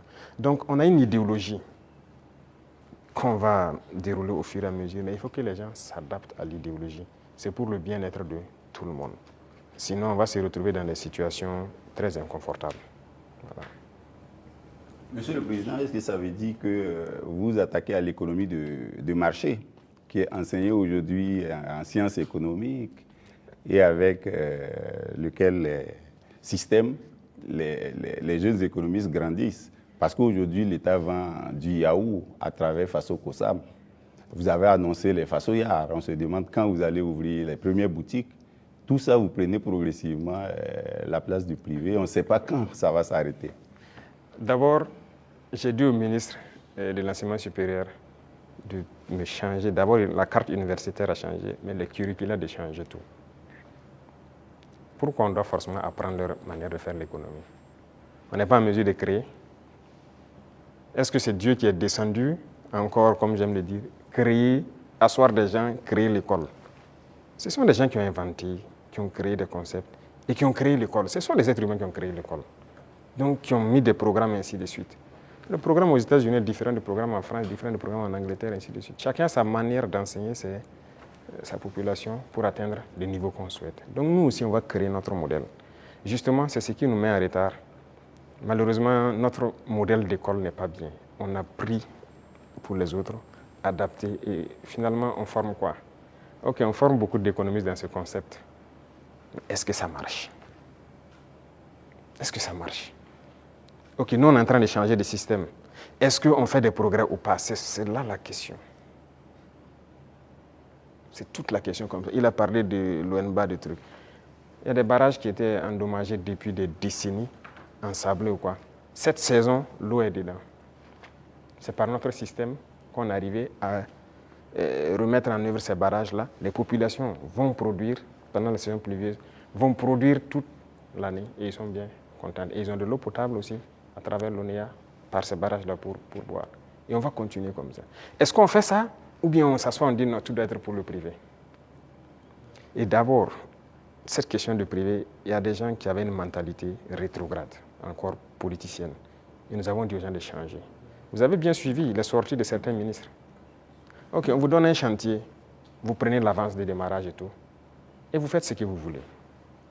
On vous donne un chantier de bas-fond. Dans le contrat, vous devez finir en mai pour que les paysans puissent accéder au bas-fond et puis cultiver. Vous prenez votre avance et vous vous baladez, vous faites ce que vous voulez. En avril, on passe, on regarde, vous n'avez rien fait. Vous dites non, non, non, vous partez à votre rythme, c'est comme ça. On vous contraint, vous finissez le bas-fond. Il y en a qui travaillent, il y en a même qui travaillent de nuit jusqu'à aujourd'hui pour atteindre les objectifs. Pas qu'ils ne peuvent pas, mais c'est une mentalité. Et tant que le privé aura cette mentalité, ça ne va pas marcher. Moi, je vous ai dit qu'on a près de 1000 ans de retard même. Il faut rattraper. On est dans les années 1000, à la rigueur 1800. Il faut rattraper le retard, mais on ne peut pas continuer avec cette mentalité. Donc, on invite les gens à changer et à s'adapter. Vous parlez des yaourts, par exemple. Est-ce que le marché est saturé? Non. On importe. J'aimerais voir les privés rentrer dans le yaourt. Pourquoi on n'importe plus? Nous avons pris des textes pour dire que lorsque quelque chose se produit au Burkina Faso, pour pouvoir importer, il vous faut une autorisation spéciale d'importer. Ce qui stipule que vous devez payer ce qui est à l'intérieur. Lorsqu'il y a le manque maintenant, on vous autorise à importer. Voilà pourquoi les gens sont en train, vous voyez que beaucoup de privés sont en train d'ouvrir des usines et tout ça. Et si on ne passait pas par cette méthode, comment on va faire? Il y a le grand moulin du Faso qui est là, bon, il faudra qu'on est en train de restructurer tout ça. Mais parallèlement à ça, on a obligé les grands importateurs à ouvrir des moulins. Moi-même, j'ai été inauguré la dernière fois de l'autre côté. C'est l'un des plus grands importateurs. Quand on a dit on va suspendre l'importation, mais il n'était pas content, il a tout essayé. On a dit c'est ce qu'on va faire. Soit vous adaptez, ou bien l'État va prendre en compte. Mais ils le font. Mais est-ce qu'on arrive à satisfaire? Il y a la place. On a de la population, on a un grand marché, un marché immense, au Burkina et en Afrique. Mais les gens n'ont qu'à s'adapter, produire. Donc il y aura toujours de la place. Ne pensez pas que forcément on a pris la place du privé, non. Il y a la place. Vous allez ouvrir les façonnières. Si c'est nécessaire pour réguler, parce qu'il y a cette mentalité de toujours entraîner la spéculation de certaines personnes. Non, c'est dangereux. Dernièrement, vous avez suivi le cas des motos. Malheureusement, c'est quand il y a eu la situation, on s'est rendu compte que ce n'était même pas un marché régulier. Donc rapidement, on a dû voir comment on peut réguler ce marché pour que l'importation soit suivie. Comment quelqu'un part importer des motos et il vous dit qu'il n'a pas de facture d'achat? Puisque le ministère a besoin de la facture d'achat pour voir tout ce que vous avez payé comme douane et quoi, et vous fixez une marge à ne pas dépasser. Il dit qu'il n'a pas de facture. Donc il part payer, il vient, il fixe le prix qu'il veut et il revend aux populations. Donc lui, il s'enrichit. Et les autres s'appauvrissent. Et généralement, quand les gens s'enrichissent, qu'est-ce qu'ils font? S'ils buvaient la braquina ici, ils ne boivent plus la braquina, c'est le champagne qu'ils cherchent. C'est l'argent qui sort. S'ils roulaient sur peut-être, je dirais, une petite cylindrée, ils cherchent maintenant une V8. Le carburant qui est subventionné par l'État, c'est ça, c'est l'argent qui sort. Donc il faut qu'on réfléchisse à l'économie. Qu'est-ce qu'on fait? Il ne faut pas laisser sortir des devises. Vous dites que vous voulez la monnaie et vous voulez continuer pour qu'on se comporte comme ça. On ne peut pas se comporter comme ça. Voilà pourquoi l'État est en train de reprendre le contrôle. Si demain, les gens s'entendent, on nous a fait des chantages. Hein. Quand on a essayé de régler un peu à la douane, il y en a qui nous ont dit que si on fait comme ça, il y aura pénurie de riz. J'ai dit, ok, faites la pénurie de riz, vous verrez ce que nous on va faire. Et si demain des gens veulent s'entendre pour faire pénurie de riz, c'est nécessaire que l'État prenne en compte l'importation de riz. On est prêt à tout. Il faut que les gens changent de mentalité, allez doucement, cherchez votre intérêt aussi petit soit-il, mais permettez aux autres Burkinabés de vivre et de ne pas les appauvrir. Monsieur le Président, on vous a vu à Lumbila auprès des femmes agricultrices, les accompagner, les soutenir. Mais au-delà de ça, qu'est-ce que vous faites pour donner davantage d'opportunités de gagner des revenus aux femmes du Burkina qui alimentent la petite économie dans les quartiers, dans les villages? Oui. Très bien. Et ça, c'est l'un des points les plus importants. Et j'ai dit même au ministère de l'Action humanitaire qui s'occupe des questions des femmes, de recentrer l'action, au lieu qu'on soit dans l'assistanat, de recentrer l'action sur la création d'emplois et des petites entreprises. Les femmes ont des qualités. Regardez la transformation à petite échelle de nos produits de consommation. Les femmes peuvent le faire très bien. Elles sont beaucoup plus patientes que les hommes. Hein, et elles savent bien faire certaines choses que les hommes. Il faut encourager à ce qu'elles le fassent. Moi, je suis passé à Tenkodogo le 8 mars, j'ai vu les femmes qui ont fait du couscous préfet, qui est bien pour les forces, le savon liquide qu'elles font et tout ça. J'ai donné des instructions pour qu'on paye le savon liquide de toutes ces femmes qui ont été formées et qui se débrouillent pour faire le savon liquide dans nos administrations. Parce que tout ce qui est là, c'est importé, même chez vous, dans vos bureaux. Tous les savons liquides importés, n'est-ce pas? C'est pas normal, pendant que nos mamans fabriquent ça. Et quand j'ai dit de le faire, un temps, on m'a revenu que non, elles n'ont pas de structure formalisée. J'ai dit, je ne veux rien comprendre. Trouvez la formule, c'est leur savon, vous payez. Et vous amenez. Que question d'emballage ou quoi. Même si moi, vous m'amenez dans mon bureau avec les bidons recyclés des eaux de boisson, là, je vais utiliser. Ce n'est pas grave. En attendant qu'on ait ce qu'on... Pour qu'on veut le luxe, acceptons nos réalités, transformons ce dont on a besoin et consommons ça. Et on va évoluer au fur et à mesure. Une dame qui peut se transformer du savon à petite échelle, si on l'accompagne en lui donnant des marchés trucs, demain, elle peut avoir une grande entreprise qui produit et qui exporte. Voilà la mentalité qu'il faut qu'on développe. Et donc, j'ai dit au ministère là, de ne plus être là dans, vous voyez, l'action humanitaire, l'assistanat, non. Il faut recenser les problèmes des femmes. On a beaucoup de produits qu'on est en train de faire aujourd'hui. On peut transformer, même à petite échelle, et trouver une formule de rassembler. J'ai discuté avec des femmes à Bobo. J'ai dit, par exemple, les produits oléagineux, les femmes peuvent produire l'huile brute par coopérative et trouver des gens qui ont un certain niveau, qui mettent une raffinerie en place.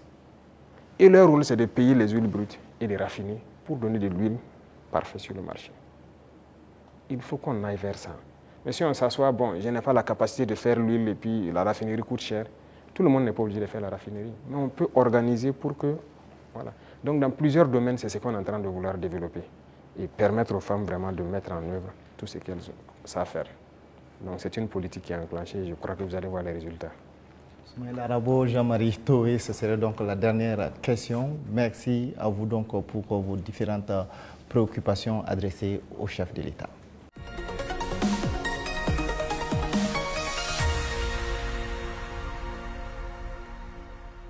Excellence, nous accueillons à présent Sekou Tangara de la télévision Africable et Abdou Zouré de Faso 7. Ils vont échanger avec vous sur des sujets en lien avec la diplomatie et l'AES. Bonsoir, chers confrères. Alors, vous disposez pour ce volet de 15 minutes. Merci, Sagnon. Monsieur le Président, l'Alliance des États du Sahel a 2 ans. Comment est-ce qu'elle se porte aujourd'hui? Quel est son état de santé? Merci.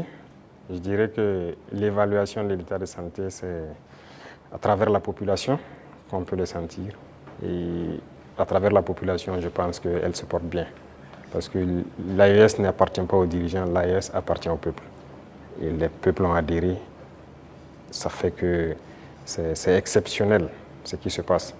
L'AES a pu unir, rapprocher les peuples et c'est ça le plus important. Donc on rend grâce à Dieu. C'est un enfant de 2 ans. On a l'impression que la tête est là, les pieds aussi. Mais Monsieur le Président, on a l'impression que les bras ne sont pas encore là. On parle d'agence d'exécution, de maître d'ouvrage. Il était question de transformer l'autorité du Liptako Gourmand en agence d'exécution. À quand est-ce que les populations de l'AES pourront voir ces projets de développement, les projets structurants au bénéfice des populations? Très bien. Je pense que là, c'est une mutation qui est en cours. Ce n'est pas définitif d'abord. Il y a toujours la réflexion, parce que c'est un administrateur provisoire qui est là. Et il faut réfléchir comment on peut la rendre effective en agent d'exécution. Donc c'est une réflexion qui progresse toujours.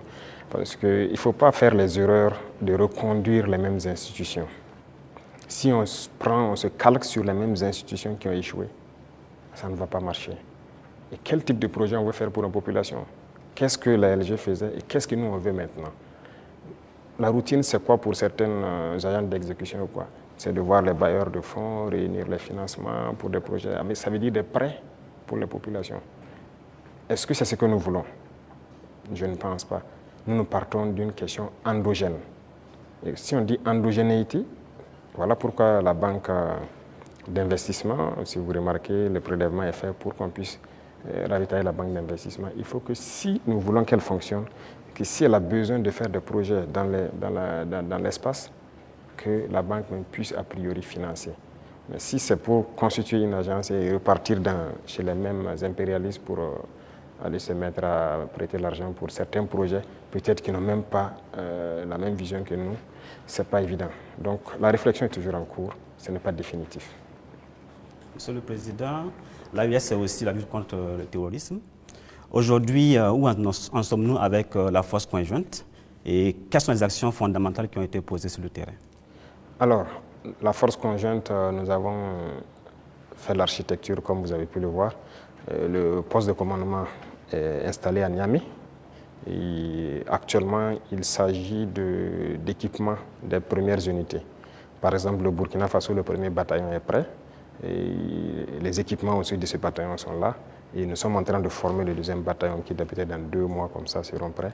Et chaque pays, le concept est que chaque pays commande les équipements. On a arrêté un format d'équipement que chaque bataillon doit avoir. Donc il faut les commander pour qu'on puisse les armer. Et comme je l'ai dit, jusque-là, on ne fabrique pas certains équipements. On est obligé de commander et vous voyez comment le monde est fou. Tout le monde prépare la guerre. Vous pouvez commander aujourd'hui un équipement, on vous donne 4 mois, 6 mois, 8 mois, souvent même des années. Donc on est obligé de faire avec. Et qui dit force conjointe, ça demande une communication importante. Et donc vous comprenez toute la logistique en termes de transmission qu'il y a derrière. Il faut que ce soit parfait. Donc voilà pourquoi on ne précipite pas les choses. Déjà, il y a beaucoup d'opérations qui se mènent de façon conjointe. Donc c'est déjà le début de la force. Peu importe la situation qui se passe entre nous, le Niger ou du côté du Mali, nos forces arrivent à déjà coordonner pour travailler. C'est ça le plus important. Okay. Quand on regarde, pour rester sur la force conjointe, quand on regarde la photographie de l'AIS, la Confédération est entourée par des pays avec lesquels souvent il y a des frictions diplomatiques. C'est-à-dire quand on prend le Niger, il y a des frictions avec le Bénin, le Mali, il y a des frictions avec l'Algérie, le Burkina, même si on ne le dit pas, des petites frictions souvent avec la Côte d'Ivoire. Comment transformer justement ces frictions diplomatiques en opportunités opérationnelles pour lutter contre le terrorisme, Monsieur le Président? C'est ce que j'ai dit. Vous voyez, c'est autour de l'AES. Si nous connaissons la menace qu'il y a autour de nous, l'opportunité, la seule opportunité à saisir, c'est de développer des armées très fortes et d'essayer de nous développer. C'est la seule opportunité. Sinon, l'adversité, on va toujours l'avoir. Ce n'est pas comme ce que vous avez cité, c'est réel. C'est réel. Mais qu'est-ce qu'on peut bien faire? Le problème en Afrique, très souvent, ce sont les dirigeants. Ces frictions diplomatiques, c'est pas entre, moi je n'aime même pas dire les frictions entre les États. Il n'y a pas de friction entre les deux pays ou quoi. Il y a friction entre les dirigeants des pays. Est-ce qu'entre armées de l'AES et ces pays-là, ça coopère, ça se renseigne, il y a la collaboration? Bon, pour certains cas, je ne sais pas, mais je prends par exemple le cas de... Même avec le Bénin, nous, on n'a pas les mêmes approches en termes de terrorisme. Je prends par exemple le cas du Bénin. Moi, avant d'aller à Moscou la dernière fois, en mai, un jour, j'étais là, il y avait une menace qui planait sur un détachement au Bénin. Mais les militaires n'attendent pas de monter au niveau politique ou quoi que ce soit pour certaines choses. Ils ont contacté nos forces à l'Est, qui ont confirmé en tout cas la menace. Ils ont demandé si on pouvait faire quelque chose. Moi, j'étais encore là, c'était un samedi, je me souviens. J'ai ordonné à nos appareils d'aller survoler et voir ce qui se passe, parce qu'ils ont intercepté les communications de regroupement. Effectivement, les drones sont arrivés à la frontière, ils ont vu que les terroristes se regroupaient pas loin de leur base. On a frappé et on a avorté l'attaque. Ce n'est pas une fois, ce n'est pas deux fois. Vous voyez, les forces coopèrent. C'est ça l'esprit militaire. Un bon militaire, la menace d'abord, il y a une menace commune. Mais maintenant, c'est souvent au niveau, comme je l'ai dit, au niveau des dirigeants, beaucoup n'ont pas compris. Ils sont là dans des guerres inutiles. Mais le plus important, la menace est commune. Si quelqu'un croit qu'il peut se soustraire de la menace, il se trompe. Donc on coopère. Les militaires coopèrent. Vous avez dû voir, par exemple, nous et les dirigeants ivoiriens, il ne faut pas se mentir, ça ne va pas. Mais vous avez dû voir nos militaires, très souvent même, qui se retrouvent, qui s'assoient ensemble à la frontière, qui causent. Voilà, ça fait partie. C'est l'occasion de parler des 6 éléments du DARA. Où est-ce qu'on en est? On a entendu les autorités lors d'une conférence de presse, ils en ont parlé. Au niveau du Burkina Faso, comment est-ce que ça se passe? Qu'est-ce qu'ils ont dit? Ils ont franchi la frontière, ils ont été interpellés. Ils sont là. D'accord.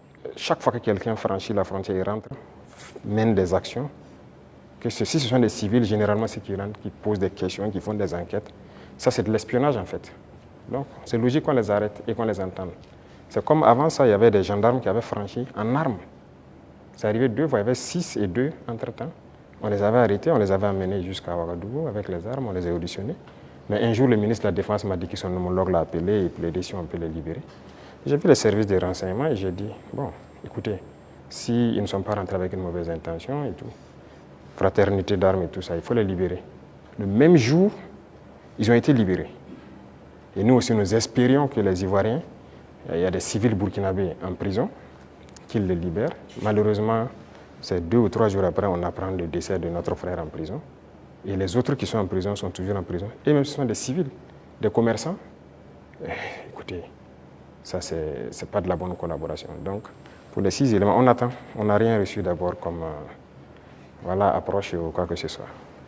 Pourtant, le porte-parole du gouvernement ivoirien a indiqué qu'ils espèrent, qu'ils privilégiaient la voie du dialogue avec le Burkina Faso. Il a dit en conférence de presse le mercredi passé. On les attend. Nous aussi, on avait privilégié la voie du dialogue. On espérait aussi qu'ils libèrent nos civils innocents et qu'ils viennent. Mais un est mort dans leur prison qui n'est même pas une prison conventionnelle. Donc, écoutez, chacun assume ses actes. Et nous, on n'a pas l'art de mentir. Ce qui est réel, on le dit. On n'a pas de personne à nous approcher d'abord. Donc la situation est telle qu'elle. Voilà. Les relations entre l'AES et la CEDEAO sont claires, elles sont limpides, c'est la rupture. on se pose des questions par rapport à l'UEMOA. Récemment, lors de la conférence des ministres des Finances de l'UEMOA, il était question que ce soit le Burkina Faso qui préside la conférence des ministres. Ça n'a pas été le cas. Comment est-ce que cette question a été abordée au niveau du collège des chefs de l'État de l'AES? Quelle lecture vous en faites? Non, ce n'est pas surprenant. Nous, on était préparés à ça, ce n'est pas surprenant. Vous voyez, il y a des gens qui se prévalent de gouverner toute l'Afrique de l'Ouest et qui sont les... Ça ne marche pas avec nous. Ça ne marche pas, on les a dit clairement. Moi, j'ai des gens avec certains chefs d'État, j'ai dit ça ne marche pas. Y a-t-il de quoi quitter l'UEMOA, Monsieur le Président? Mais s'il y a nécessité. Et peut-être on tend vers ça. Si on ne peut pas gouverner, qu'est-ce que vous voulez? On nous cherche. Ça a été le même cas que la CEDEAO. On nous pousse vers la porte, ben on va partir. Donc on les regarde. La balle est dans leur camp. En préparant l'émission, Monsieur le Président, en préparant l'émission, on a appris que vous aimez cette formule « tout est urgent ». Au sein de l'AIS, est-ce qu'il y a plus urgent, même dans la hiérarchisation des urgences, qu'est-ce qu'on peut privilégier aujourd'hui? Les urgences au niveau de l'AIS? Oui. C'est la question sécuritaire. C'est le plus urgent. Et vient maintenant la question du développement qui est liée à la question sécuritaire. Il faut qu'on libère nos terres et qu'on sécurise nos populations. Ça, c'est l'urgence absolue. Donc, tout l'effort, toute la concentration, même nos tâches quotidiennes doivent être orientées vers ça. Chaque fois qu'il y a un incident, en tant que chef d'État, on doit être au courant et on doit s'intéresser, on doit trouver des solutions, et ainsi de suite. C'est ça qui est le plus important. Et réfléchir constamment, récupérer nos terres, sécuriser, faire en sorte que même dans 100 ans, cette situation n'arrive plus. Monsieur le Président, l'AES, c'est un même peuple, c'est un même destin. On est curieux de savoir comment les autres pays de l'AES perçoivent la révolution burkinabé. Peut-être qu'ils viendront en révolution. C'est une étape. Mais il faut savoir que le Burkinabé est intrinsèquement révolutionnaire. C'est le même peuple par la mentalité actuellement qu'on a réussi à inculquer. Mais fondamentalement, vous-même vous êtes Burkinabé, vous savez que non, n'est pas facile. Le Burkinabé est intrinsèquement révolutionnaire. Ça fait que la révolution passe plus facilement. Voilà. Même quand on ne faisait pas la révolution, les gens même réclamaient la révolution. Donc les autres, ils vont aussi proclamer sûrement, j'espère. On n'a pas le choix que de faire une révolution. Sinon, tout autre concept ne marchera pas. Voilà, il faut révolutionner. Ben, merci donc à vous pour ces différentes questions relatives donc à la diplomatie et à l'AES.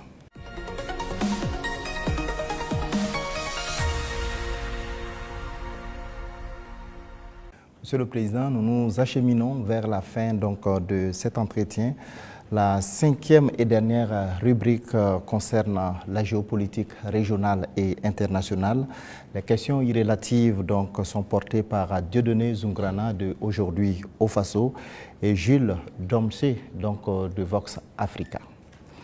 Vous avez pour cette rubrique 15 minutes également.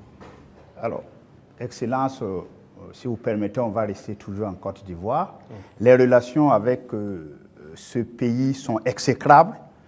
Et avec le langage direct et franc du soldat et du révolutionnaire que vous êtes, vous avez eu à dire que les raisons de cette colère, vous n'êtes pas contre le peuple ivoirien, mais contre les dirigeants qui donnent le gîte et le couvert aux déstabilisateurs du Burkina Faso. Alors, à quand et dans quelles conditions peut-on avoir un dégel et un échange d'ambassadeurs entre les deux pays? Ça dépend d'eux. De toute façon, ce n'est pas nous qui avons commencé cette situation. Moi, je me souviens au tout début, même le jour du 30 septembre, est-ce que l'une des premières personnes qui m'a appelé, ce n'était pas le président Alassane Ouattara. Et après, son petit frère est venu par 2 fois nous voir et tout ça. C'est vrai, on peut dire que les relations étaient bonnes, mais il a voulu qu'on suive une certaine direction. Mais comme vous avez dit, en tant que révolutionnaire, nous savons que nous ne sommes pas là pour ça. Nous étions là pour la révolution. Et la révolution, c'est une rupture. On ne peut pas suivre une certaine politique. Et donc, petit à petit, les relations ont commencé à ne pas aller. Et comme vous l'avez constaté, tous ceux qui ont voulu peut-être certains privilèges, quoi que ce soit, n'ont pas eu, se sont mis à se mettre contre nous, se sont déployés là-bas, sont entretenus, sécurisés et tout. On sait de quoi on parle. parce qu'ils savent aussi de quoi on parle, pour agir contre nous. Il n'y a pas quelqu'un qui a quitté la Côte d'Ivoire et qui était venu ici en son temps. Nous avons observé ça pendant près de 2 ans.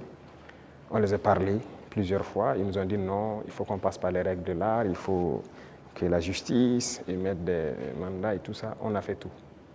Ils ne répondent pas. Monsieur le Président, ça ne marche pas. J'embraye avec la question de mon confrère pour rester sur la Côte d'Ivoire. Comme vous le savez très bien, la Côte d'Ivoire a une élection présidentielle cette année, dans quelques mois. Est-ce que c'est quelque chose qui vous intéresse? Ça nous intéresse d'autant plus qu'on a beaucoup de compatriotes en Côte d'Ivoire quand même. Et on craint qu'il y ait des violences. Et ça, ce n'est pas forcément la bienvenue. Parce que nous avons vécu malheureusement les années passées aux violences en Côte d'Ivoire avec les opérations Bahiri. Tout le monde a subi ça au Burkina. Aujourd'hui, vraiment, nous ne souhaitons pas qu'il y ait des violences. Tout à l'heure, vous avez semblé dire quelque chose. Je voudrais que vous précisiez, parce que c'est un peu très sensible selon moi. Est-ce que vous semblez nous dire qu'aujourd'hui, la Côte d'Ivoire servirait de base arrière à une organisation visant à déstabiliser le Burkina Faso? Ça, même plus que ça. Base arrière à une organisation servant à déstabiliser le Burkina. Ils sont là-bas. Les ennemis du Burkina sont clairement là-bas, affichés, protégés. Ils sont payés, ils sont protégés, ils sont bien logés. En plus de ça, il y a la question du terrorisme. Mais non, le pouvoir flotte avec les terroristes. Il ne faut pas se mentir. Attendez, croyez-vous vraiment que peut-être l'armée ivoirienne est tellement surpuissante que quand les terroristes les voient seulement, ben écoutez, ceux-là, il ne faut même pas les toucher, quoi que ce soit. Vous croyez à ça? Ils sont tellement plus puissants que les 3 armées de l'AES. C'est faux. Il y a un pacte de non-agression. Et quand il y a un pacte de non-agression, vous devenez une base arrière. Et tout ça, ça m'inquiète justement. Si ce pays, il y a des crises, le pays sera attaqué par les terroristes. Parce que s'ils ne gagnent plus ce qu'ils gagnent, le pays sera attaqué et ce pays va sombrer. C'est un danger. C'est pourquoi j'ai passé le temps à dire au chef d'État, on ne pactise pas avec les terroristes. Voilà. Alors, Monsieur le Président, qu'est-ce que vous répondez à ceux qui disent, bon, la géopolitique quand même avec la Côte d'Ivoire, ce pays voisin, qui abrite la plus grande diaspora burkinabé, alors que, bon, vos contempteurs vous accusent de pratiquer la diplomatie du muscle avec ce pays, au détriment justement de nos Paweto qui sont là-bas. Qu'est-ce que vous leur répondez? Écoutez, qui le dit? Nous sommes burkinabés, c'est ce que nous savons. Et nous avons décidé de faire une révolution, on va la faire. Maintenant, celui qui embarque dedans embarque. Nous ne pouvons pas être dans une révolution et vouloir faire un autre modèle de diplomatie. Je vous ai dit la diplomatie mensongère et tout ce qu'il y a. On n'est pas prêt à être dans ce sillon-là. S'il y a quelque chose qui ne va pas, qu'on ait le courage de vous dire ça ne va pas. Il ne faut pas faire de l'hypocrisie. Généralement, les gens devant les micros et tout ça, non, tout va bien, si c'est ça, on est en train de... C'est faux, ça ne va pas bien. Il faut avoir le courage de le dire, il faut qu'on s'asseye, qu'on parle et qu'on se dise la vérité. Mais si les gens ne veulent pas ça, parce que juste dans leur tête, bon, il faut que ces gars-là quittent, parce qu'on ne veut pas de révolution en Afrique de l'Ouest. Ça ne va pas marcher. Donc, chacun se prépare à assumer les conséquences voilà, de la situation. Alors, pour sortir de la Côte d'Ivoire, Monsieur le Président, on reste quand même au niveau de l'AES. Vous avez certainement suivi le dernier sondage fait par nos confrères de Jeune Afrique, et avec des résultats qui peuvent sembler étonnants. Les populations des pays francophones sont tous favorables à l'AES. Je dirais, même la Côte d'Ivoire, à 66%, apprécie ce qui se fait au niveau de l'AES. Alors, comment est-ce que vous recevez ce message? Ah bon? Je n'ai même pas pu suivre ça, parce que moi, je ne suis plus ce média. Hein. C'était un sondage qu'ils ont commandé. Peut-être qu'ils ne s'attendaient pas à ce résultat, mais le résultat est tel. Ils ont été au Cameroun, ils ont été au Sénégal, ils ont été au Bénin, ils ont été en Côte d'Ivoire. Et là-bas, les populations sont tous favorables à l'AES et apprécient dans leur grande majorité ce qui se fait au niveau de l'AES. C'est logique, je dirais. Les populations ouest-africaines sont la plupart du temps liées. C'est la même famille. C'est le colon qui nous a divisés. Hein. Et quand les gens voient qu'on essaie de s'unir, ça ne fait qu'inspirer, ça ne peut faire que plaisir. Donc moi, ça ne m'étonne pas que ces populations apprécient. Et ce qui m'étonne, c'est le fait qu'ils aient publié. Pourquoi ils ont publié ça? Ça donne bien à réfléchir. Pas le choix. Quand vous commandez une enquête, c'est connu. Après, vous êtes obligé de publier les résultats. Bon, peut-être ça. Voilà. Mais il faut faire attention à ces gens parce que Je suis totalement d'accord avec vous, Voilà, ils sont Monsieur pas le assez Président. sérieux. Sinon, je suis d'accord, c'est normal, c'est logique. Avec la permission de Dieudonné, je voudrais vous poser une question concernant justement votre relation avec une autre organisation. Qu'est-ce que vous faites encore dans l'Union africaine? Bonne question. Alors, je dirais que notre situation dans l'Union africaine est tellement passive qu'on ne sait pas si on est dans l'Union ou si on n'est pas dans l'Union. On nous a suspendus depuis, personne ne nous parle, c'est vraiment un silence radio. Donc alors, moi je ne sais pas si je suis dans l'Union ou pas. Mais est-ce qu'il ne faudrait pas marquer le coup en posant aussi un acte historique, comme cela a été le cas avec la CEDEAO, en claquant la porte à une institution qui visiblement ne sert pas à grand-chose? J'ai eu à discuter avec un diplomate de cette organisation et après, nous avons vu qu'ils ont nommé un médiateur, le président burundais, qui devrait même venir ici la semaine passée, je pense, mais après, il y a eu question d'agenda avec nous. Et on l'attend, on veut l'écouter d'abord, parce que nous-mêmes, nous voulons savoir pourquoi ils se comportent comme ça. Parce qu'on ne peut pas prendre une décision sans savoir leur motivation. Pourquoi ils ont décidé de nous exclure? Pourquoi ils se comportent comme ça avec nous? Si on a leur motivation, là, si on quitte, on pourra expliquer à nos peuples, voilà ce qu'ils ont dit, voilà les raisons. Et donc, nous, on décide de quitter. C'est la même chose que la CEDEAO. On a quitté, mais si on nous demande pourquoi on a quitté, on peut vous expliquer. Mais aujourd'hui, si on quitte l'Union et qu'on nous demande, nous-mêmes, nous ne savons pas pourquoi ils nous ont suspendus. Pourquoi ils se comportent comme ça. Certes, ils ont dit qu'on est anticonstitutionnel, mais au jour d'aujourd'hui, je pense que... Monsieur le Président, vous pouvez aussi quitter parce que vous estimez que c'est une organisation qui travaille contre les intérêts de l'Afrique. Je ne pense pas que l'Union africaine peut être dans une posture révolutionnaire comme celle que vous menez. Non. Par respect pour certaines personnes, voilà pourquoi j'ai dit j'attends que le médiateur qui a été nommé, qui a déjà envoyé son émissaire, prenne contact avec nous. Nous l'attendons. C'est par respect vraiment pour ce président. Nous l'attendons qu'il vienne, qu'on discute, qu'il nous dise ce qu'il y a et nous lui dirons les conclusions de nos débats. Monsieur le Président, on va aller au bord de la mer Noire, en Russie. Alors, la science a l'art de ces instruments. Vous avez fait des études scientifiques. Alors, lors d'un séjour à Moscou, vous avez demandé au patron du Kremlin de nous apprendre à pêcher le poisson au lieu de nous donner le poisson, le transfert des technologies. Alors ça, je pense qu'aujourd'hui, c'est vrai, tout le monde est d'accord que le biberonnage là, extérieur ne peut plus continuer. Alors où en est-on aujourd'hui avec justement ce transfert de technologie? Parce que vous avez parlé tout de suite avec des confrères qu'on va un jour fabriquer même nos armes ici. Alors où en est-on actuellement avec ce transfert de technologie? Alors, je pense qu'ils ont bien entendu le message. Je l'ai clamé en 2023 pendant le sommet de Saint-Pétersbourg. On nous a donné du blé. Il ne faut pas qu'on aille encore demander du blé. Il faut cultiver. Si on nous donne du poisson, il faut qu'on apprenne à pêcher. Et je pense que les initiatives qu'on est en train de développer, nous avons demandé donc à la Russie d'offrir un certain nombre de bourses d'études à des étudiants burkinabés pour qu'ils aillent apprendre la science. Ils ont accepté. Donc il y a déjà des gens qui sont partis dans certains domaines pointus. Si vous regardez la création de l'agence atomique, on a déjà des étudiants qu'on a envoyés depuis l'année dernière qui sont en formation sur le domaine atomique, qui est une technologie poussée. Et on va continuer d'en envoyer chaque année. Donc il y a plusieurs autres domaines où nous avons demandé des formations. Ce n'est pas la Russie seulement. Même à la Chine, on a demandé des formations particulières et envoyé des étudiants. En Iran aussi, pareil, on est en train de taper en tout cas tous ceux qui ont pu développer des technologies pour envoyer des étudiants formés. Alors, géopolitiquement, bon, le capitaine président Ibrahim Traoré aujourd'hui a mis le Burkina sur orbite, comme à l'époque un Sanka. Qu'est-ce que ça vous fait aujourd'hui? Bon, un pays comme le Burkina, bon, certains disent un petit capitaine. Qu'est-ce que ça vous fait géopolitiquement aujourd'hui d'être au pinacle?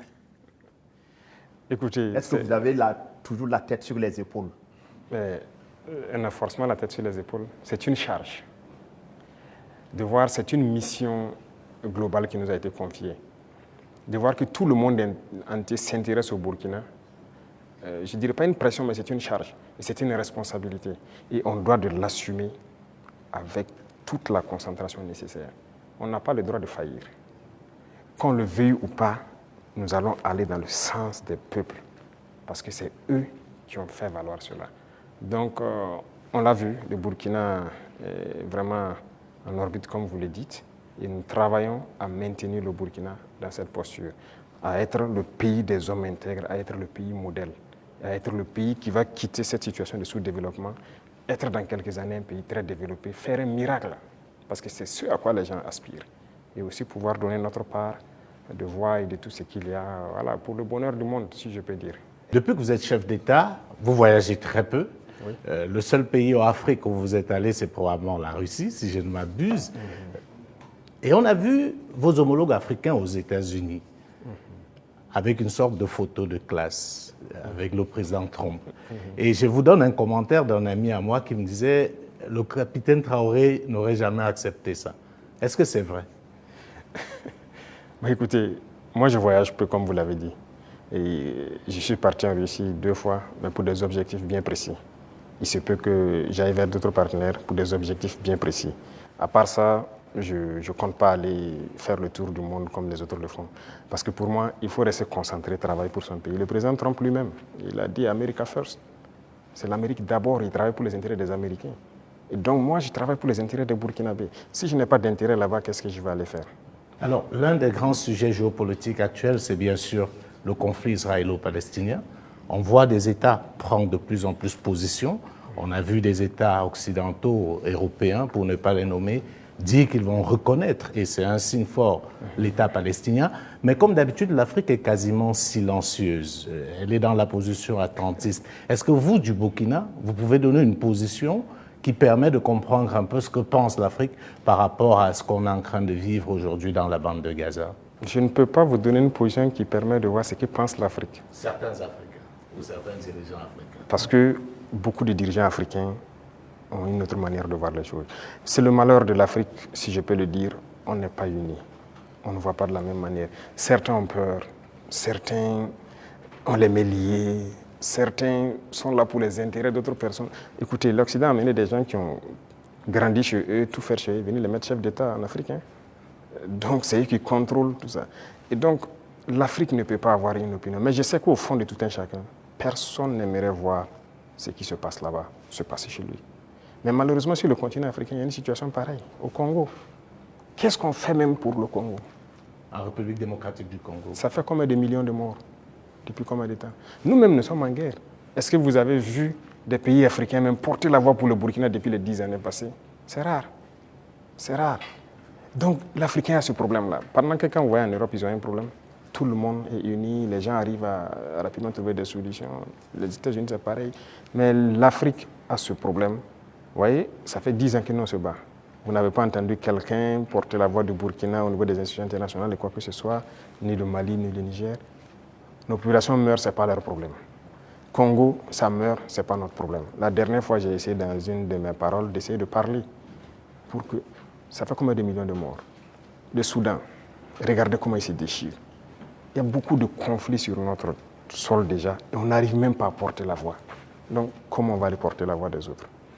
Donc, il faut que nous, Africains, on se réveille. Est-ce que le Burkina peut reconnaître un État palestinien? Est-ce que le Burkina est prêt à reconnaître l'État palestinien? Pourquoi pas? C'est un État.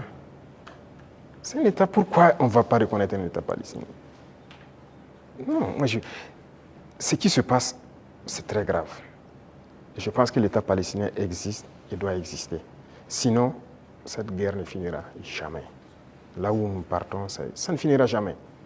Pendant que vous croyez que ça va finir, ça reprend de plus belle.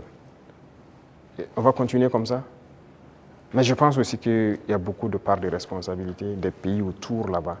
Parce que c'est leur région et les gens doivent pouvoir donner la voix pour trouver une solution à ce conflit. Voilà. Et quant à nous, on continue de se battre ici. L'État burkinabé qui doit demeurer, c'est ça qui est le plus important. Et on se bat pour notre État burkinabé. Voilà, Monsieur le Président, nous sommes donc au terme de ces 90 minutes face à la presse. Merci pour votre disponibilité et merci pour cette belle opportunité offerte à la presse nationale et internationale. Mais avant de nous séparer, Monsieur le Président, est-ce que vous avez un message particulier à l'endroit du peuple burkinabé à l'orée du 3e anniversaire de votre accession à la magistrature suprême? Pour le peuple burkinabé, ça fait 3 ans que nous sommes là et qu'on chemine. Et j'ai d'abord des mots de remerciement. Des remerciements du fond du cœur. Parce que le peuple est resté concentré. Concentré pour écouter le message qu'on a véhiculé. Parce que l'une des armes importantes que nous avons utilisées, c'est aussi la communication. Et parce que nous avons compris que les impérialistes ont toujours utilisé la communication pour détruire l'Afrique. Parce que tout ce qui se passe comme conflit, ce sont des manipulations. Ce sont des manipulations. Regardez, je prends encore le cas du Soudan. 2 groupes sont manipulés par des puissances. Faudrait-il pas à un moment donné qu'on se parle, on s'assoit, on exploite nos ressources ensemble, on fait vivre nos populations, on va continuer à se déchirer? Tout ce qui s'est passé comme assassinat de leaders politiques en Afrique, les guerres et tout, c'est à travers la communication qu'on a manipulé. Et la communication est très importante. Et ça, le peuple burkinabé a été concentré pour percevoir le message. Et nous continuerons de communiquer pour les faire comprendre ce que nous faisons et vers où nous partons. Ça, c'est le plus important. Deuxième chose, je remercie Dieu aussi, qui a permis à ce que nous puissions, en tout cas malgré la guerre, poser des actes et communiquer sur ces actes pour que le peuple comprenne qu'un lendemain meilleur est possible. L'espoir est permis. Et tant que les gens garderont cet espoir, on va y arriver au point où nous souhaitons. Et la dernière chose, c'est cette situation sécuritaire qui est là, de rassurer que la guerre va finir au Burkina Faso. Nous vivrons en paix, nous ferons ce que nous avons à faire de nos richesses et nous allons nous développer. Ça, c'est une certitude. Le rêve que nous avons pour le Burkina Faso, nous allons l'accomplir. Nous continuerons les derniers bastions importants du terrorisme, nous allons continuer à les conquérir, comme ce qu'on a pu faire en 2025 avec cette grande vallée qui est... Je vais vous donner une position qui permet de voir ce que pense l'Afrique. Le peuple burkinabé, à l'orée du 3e anniversaire de votre accession à la magistrature suprême. Pour le peuple burkinabé, ça fait 3 ans que nous sommes là et qu'on chemine. Et j'ai d'abord des mots de remerciement. Des remerciements du fond du cœur. Parce que le peuple est resté concentré. Concentré pour écouter le message qu'on a véhiculé. Parce que l'une des armes importantes que nous avons utilisées, c'est aussi la communication. Et parce que nous avons compris que les impérialistes ont toujours utilisé la communication pour détruire l'Afrique. Parce que tout ce qui se passe comme conflit, ce sont des manipulations. Ce sont des manipulations. Regardez, je prends encore le cas du Soudan. 2 groupes sont manipulés par des puissances. Faudrait-il pas à un moment donné qu'on se parle, on s'assoit, on exploite nos ressources ensemble, on fait vivre nos populations, on va continuer à se déchirer? Tout ce qui s'est passé comme assassinat de leaders politiques en Afrique, les guerres et tout, c'est à travers la communication qu'on a manipulé. Et la communication est très importante. Et ça, le peuple burkinabé a été concentré pour percevoir le message. Et nous continuerons de communiquer pour les faire comprendre ce que nous faisons et vers où nous partons. Ça, c'est le plus important. Deuxième chose, je remercie Dieu aussi, qui a permis à ce que nous puissions, en tout cas malgré la guerre, poser des actes et communiquer sur ces actes pour que le peuple comprenne qu'un lendemain meilleur est possible. L'espoir est permis. Et tant que les gens garderont cet espoir, on va y arriver au point où nous souhaitons. Et la dernière chose, c'est cette situation sécuritaire qui est là, de rassurer que la guerre va finir au Burkina Faso. Nous vivrons en paix, nous ferons ce que nous avons à faire de nos richesses et nous allons nous développer. Ça, c'est une certitude. Le rêve que nous avons pour le Burkina Faso, nous allons l'accomplir.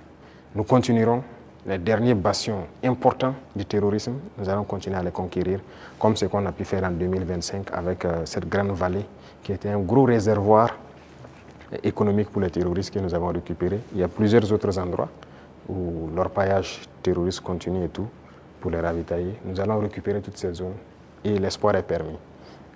Donc, bon courage à tout le monde, et restez concentrés, résilients et on continuera à se parler. C'est ça le plus important. Une fois qu'on se parle, on se comprend et on avance. Merci. Merci, Monsieur le Président. Ce sera donc le mot de fin. Merci, chers confrères, pour vos différentes questions donc adressées au Président du Faso, le capitaine Ibrahim Traoré. Merci à vous, chers téléspectateurs, d'avoir suivi cet entretien avec grand intérêt. Restez donc en compagnie de nos programmes. Merci.